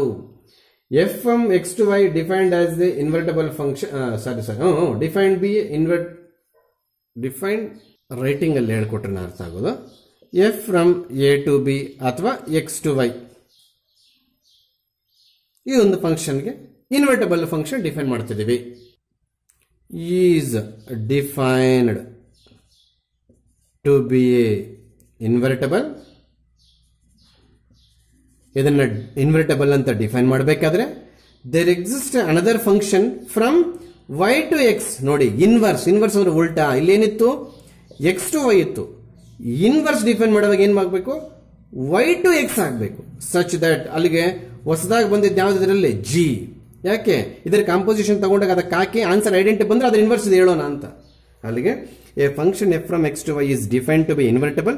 ಇದು ಇನ್ವರ್ಟಬಲ್ ಆಗುತ್ತೆ ಅಂತ ಹೇಳಬೇಕಾದ್ರೆ another function have to define that is g. ಹೆಂಗೆ ವೈ ಟು ಝಡ್ ತಪ್ಪು, ಇದರದ reverse y to x such that F of g of X is equal to g of F of X is equals to identity function. Then we say that f inverse is equal to g ಅಥವಾ g inverse is equal to f ಅಂತ ಕೂಡ ಹೇಳ್ಬೋದು. ಇದು definition, ಇದರದೇ working rule ಎತ್ಕೊಂಡೋಗಿ 5 marks problem solve ಮಾಡಕ್ಕೆ ಹೋಗ್ತೀವಿ. Definition problem ಅಲ್ಲಿದೆ. ಅಲ್ಲಿಗೆ ಹಾರ್ಟ್ ಆಫ್ ದಿ ಡೆಫಿನೇಷನ್ ಏನು ಹೇಳಿ sir, composite function of two functions is identity then f inverse is g ಅಥವಾ g inverse is f. F is set to be invertible, there should be exist g ಅಂತ. F exist ಆಗ್ಬೇಕಾದ್ರೆ ಹೊಸ ಜಿನ್ ತಗೊಂಡ್ ಬಂದು ಅಲ್ಲಿ existence ಮಾಡಬೇಕು. ಅವೆರಡು exist ಆದ್ಮೇಲೆ ಮತ್ತೆ ಕಾಂಪೋಸಿಷನ್ ತಗೊಂಡು ಐಡೆಂಟಿ ತೋರಿಸಬೇಕು. ಅಲ್ಲಿಗೆ ಹೊಸದಾಗಿ ಬಂದಿದ್ದ ಟಾಪಿಕ್ ಜಿ, ಕಂಡೀಷನ್ ಬಂದು ಹೊಸದಾಗಿ ಬಂದಿದ್ದು ಜಿ ಜೊತೆ ಆಲ್ರೆಡಿ ಇರ್ತಕ್ಕಂಥ ಎಫ್ ಕಾಂಪೋಸಿಷನ್ ತಗೊಂಡ್ರೆ ಐಡೆಂಟಿ ಬರಬೇಕು. ಅವಾಗ ಹೊಸದಾಗಿ ಬಂದಿರತಕ್ಕಂಥ ಫಂಕ್ಷನ್ ಒರಿಜಿನಲ್ ಫಂಕ್ಷನ್ಗೆ ಇನ್ವರ್ಸ್ ಆಗುತ್ತೆ. That is f inverse is equal to g. ಇಲ್ಲಿ g inverse is equal to f ಕೂಡ ಹೇಳ್ಬೋದು, ತಪ್ಪೇನಿಲ್ಲ. ಅಲ್ಲಿಗೆ ಡೆಫಿನೇಷನ್ ನೋಡ್ಕೋಬೇಕು, 5 ಮಾರ್ಕ್ಸ್ ಪ್ರಾಬ್ಲಮ್ಸ್ ನೋಡ್ಕೋಬೇಕು. ಒಂದು ಪ್ರಾಬ್ಲಮ್ ಮಾತ್ರ ಮಾಡೋಣ, ಮೋಸ್ಟ್ಲಿ ಟೈಮ್ ಸಾಕಾಗಲ್ಲ. ಅಲ್ಲಿಗೆ to continuation of F inverse problems which are in third main compulsory problem for 5 marks. This is the working rule. ಇನ್ನೊಂದ್ಸಲಿ ವರ್ಕಿಂಗ್ ರೂಲ್ ಹೇಳಿರ್ತೀನಿ, ಮತ್ತೆ ಪ್ರಾಬ್ಲಮ್ ಸ್ಟಾರ್ಟ್ ಮಾಡಬೇಕಾದ್ರೆ ಕೂಡ ಹೇಳ್ತೀನಿ. In problems they are not given g. In definition also g is newly entered, it is a late comer. Definition ಕೂಡ start ಆಗಿದ್ದು f ಏನೆ, ಮತ್ತೆ ಲೇಟ್ ಆಗಿ ಬಂದು ಜಾಯಿನ್ ಆಗಿ ಅದರ ಪ್ಲೇಸ್ ಏನೋ ರೋಲ್ ಆಗಿ ಐಡೆಂಟಿ ಬಂದು ಮತ್ತೆ ಅದರದ್ದು ಇನ್ವರ್ಸ್ ಎಫ್ ಇನ್ವರ್ಸ್ ಅದು ಅಂತ ನಾಮಕರಣ ಮಾಡಿದ್ದಾಯ್ತು. ಅಲ್ಲಿಗೆ ಪ್ರಾಬ್ಲಮ್ಸ್ ಅಲ್ಲಾಗಲಿ ಡೆಫಿನೇಷನ್ ಆಗಲಿ ಫಸ್ಟ್ ಸ್ಟಾರ್ಟಿಂಗ್ ಎಫ್ ಇರುತ್ತೆ, ಮತ್ತೆ ಸೆಕೆಂಡ್ ಸ್ಟೆಪ್ ಅಲ್ಲಿ ಜಿ ಡಿಫೈನ್ ಮಾಡಿಕೊಂಡು ಕಾಂಪೋಸಿಷನ್ ತಗೋಬೇಕು. ಪ್ರಾಬ್ಲಮ್ಸ್ ವರ್ಕಿಂಗ್ ರೂಲ್ ಕೂಡ ಅಷ್ಟೇ, ಎಫ್ ಮಾತ್ರನೇ ಕೊಡ್ತಾನೆ. ಜಿ ಹೆಂಗ್ ಕಂಡಿಡಬೇಕು ನಾನು ಹೇಳ್ಕೊಡ್ತೀನಿ. ಜಿ ಬರೋದೊಂದು step, F of G G of F I ತೋರಿಸೋದೊಂದು ಸ್ಟೆಪ್, 2 ಸ್ಟೆಪ್ ಅಲ್ಲಿ ಮಾಡಬೇಕಾಗುತ್ತೆ ಆನ್ಸರ್. ಆಗ ಜಿ ಕಂಡಿಡಿದಾದ್ಮೇಲೆ ಪ್ರಾಬ್ಲಮ್ಸ್ಗೆ ಹೋಗಿದ್ದೀನಿ. F is given, step number 1 we have to find G. Step number 2 and 3 we have to prove both are identity. Step number 4 and conclusion step, composite function of two functions is identity, one is inverse to other. ಅಲ್ಲಿಗೆ F ಜಿಗೆ inverse ಆಗುತ್ತೆ. G already second step first step ಅಲ್ಲಿ ಕಂಡುಹಿಡ್ಕೊಂಡಿರ್ತೀವಿ. ಅಲ್ಲಿಗೆ next ಕ್ಲಾಸಿಂದ ಏನಿಲ್ಲ, next class ಅಲ್ಲಿ ಮತ್ತೆ ಅದರ ಆದ್ಮೇಲೆ ಕ್ಲಾಸ್ ಅಲ್ಲಿ ಅಂದ್ರೆ 23rd and 25th 5 marks problem 2 hour ಅಲ್ಲಿ ಒಂದು ಇದ್ದೇ ಇರುತ್ತೆ. ಅಲ್ಲಿಗೆ ನಾನು ನೆಕ್ಸ್ಟ್ 2 ಕ್ಲಾಸಸ್ ಅಲ್ಲಿ 5 ಮಾರ್ಕ್ಸ್ 7 ಪ್ರಾಬ್ಲಮ್ಸ್ ಮುಗಿಸಕ್ಕೆ ಹೋಗ್ತಾ ಇದ್ದೀನಿ. ಅಟ್ಲೀಸ್ಟ್ ಆ ವಿಡಿಯೋ ಆದ್ರೂ ನೆಟ್ಟಿಗೆ ನೋಡಿ.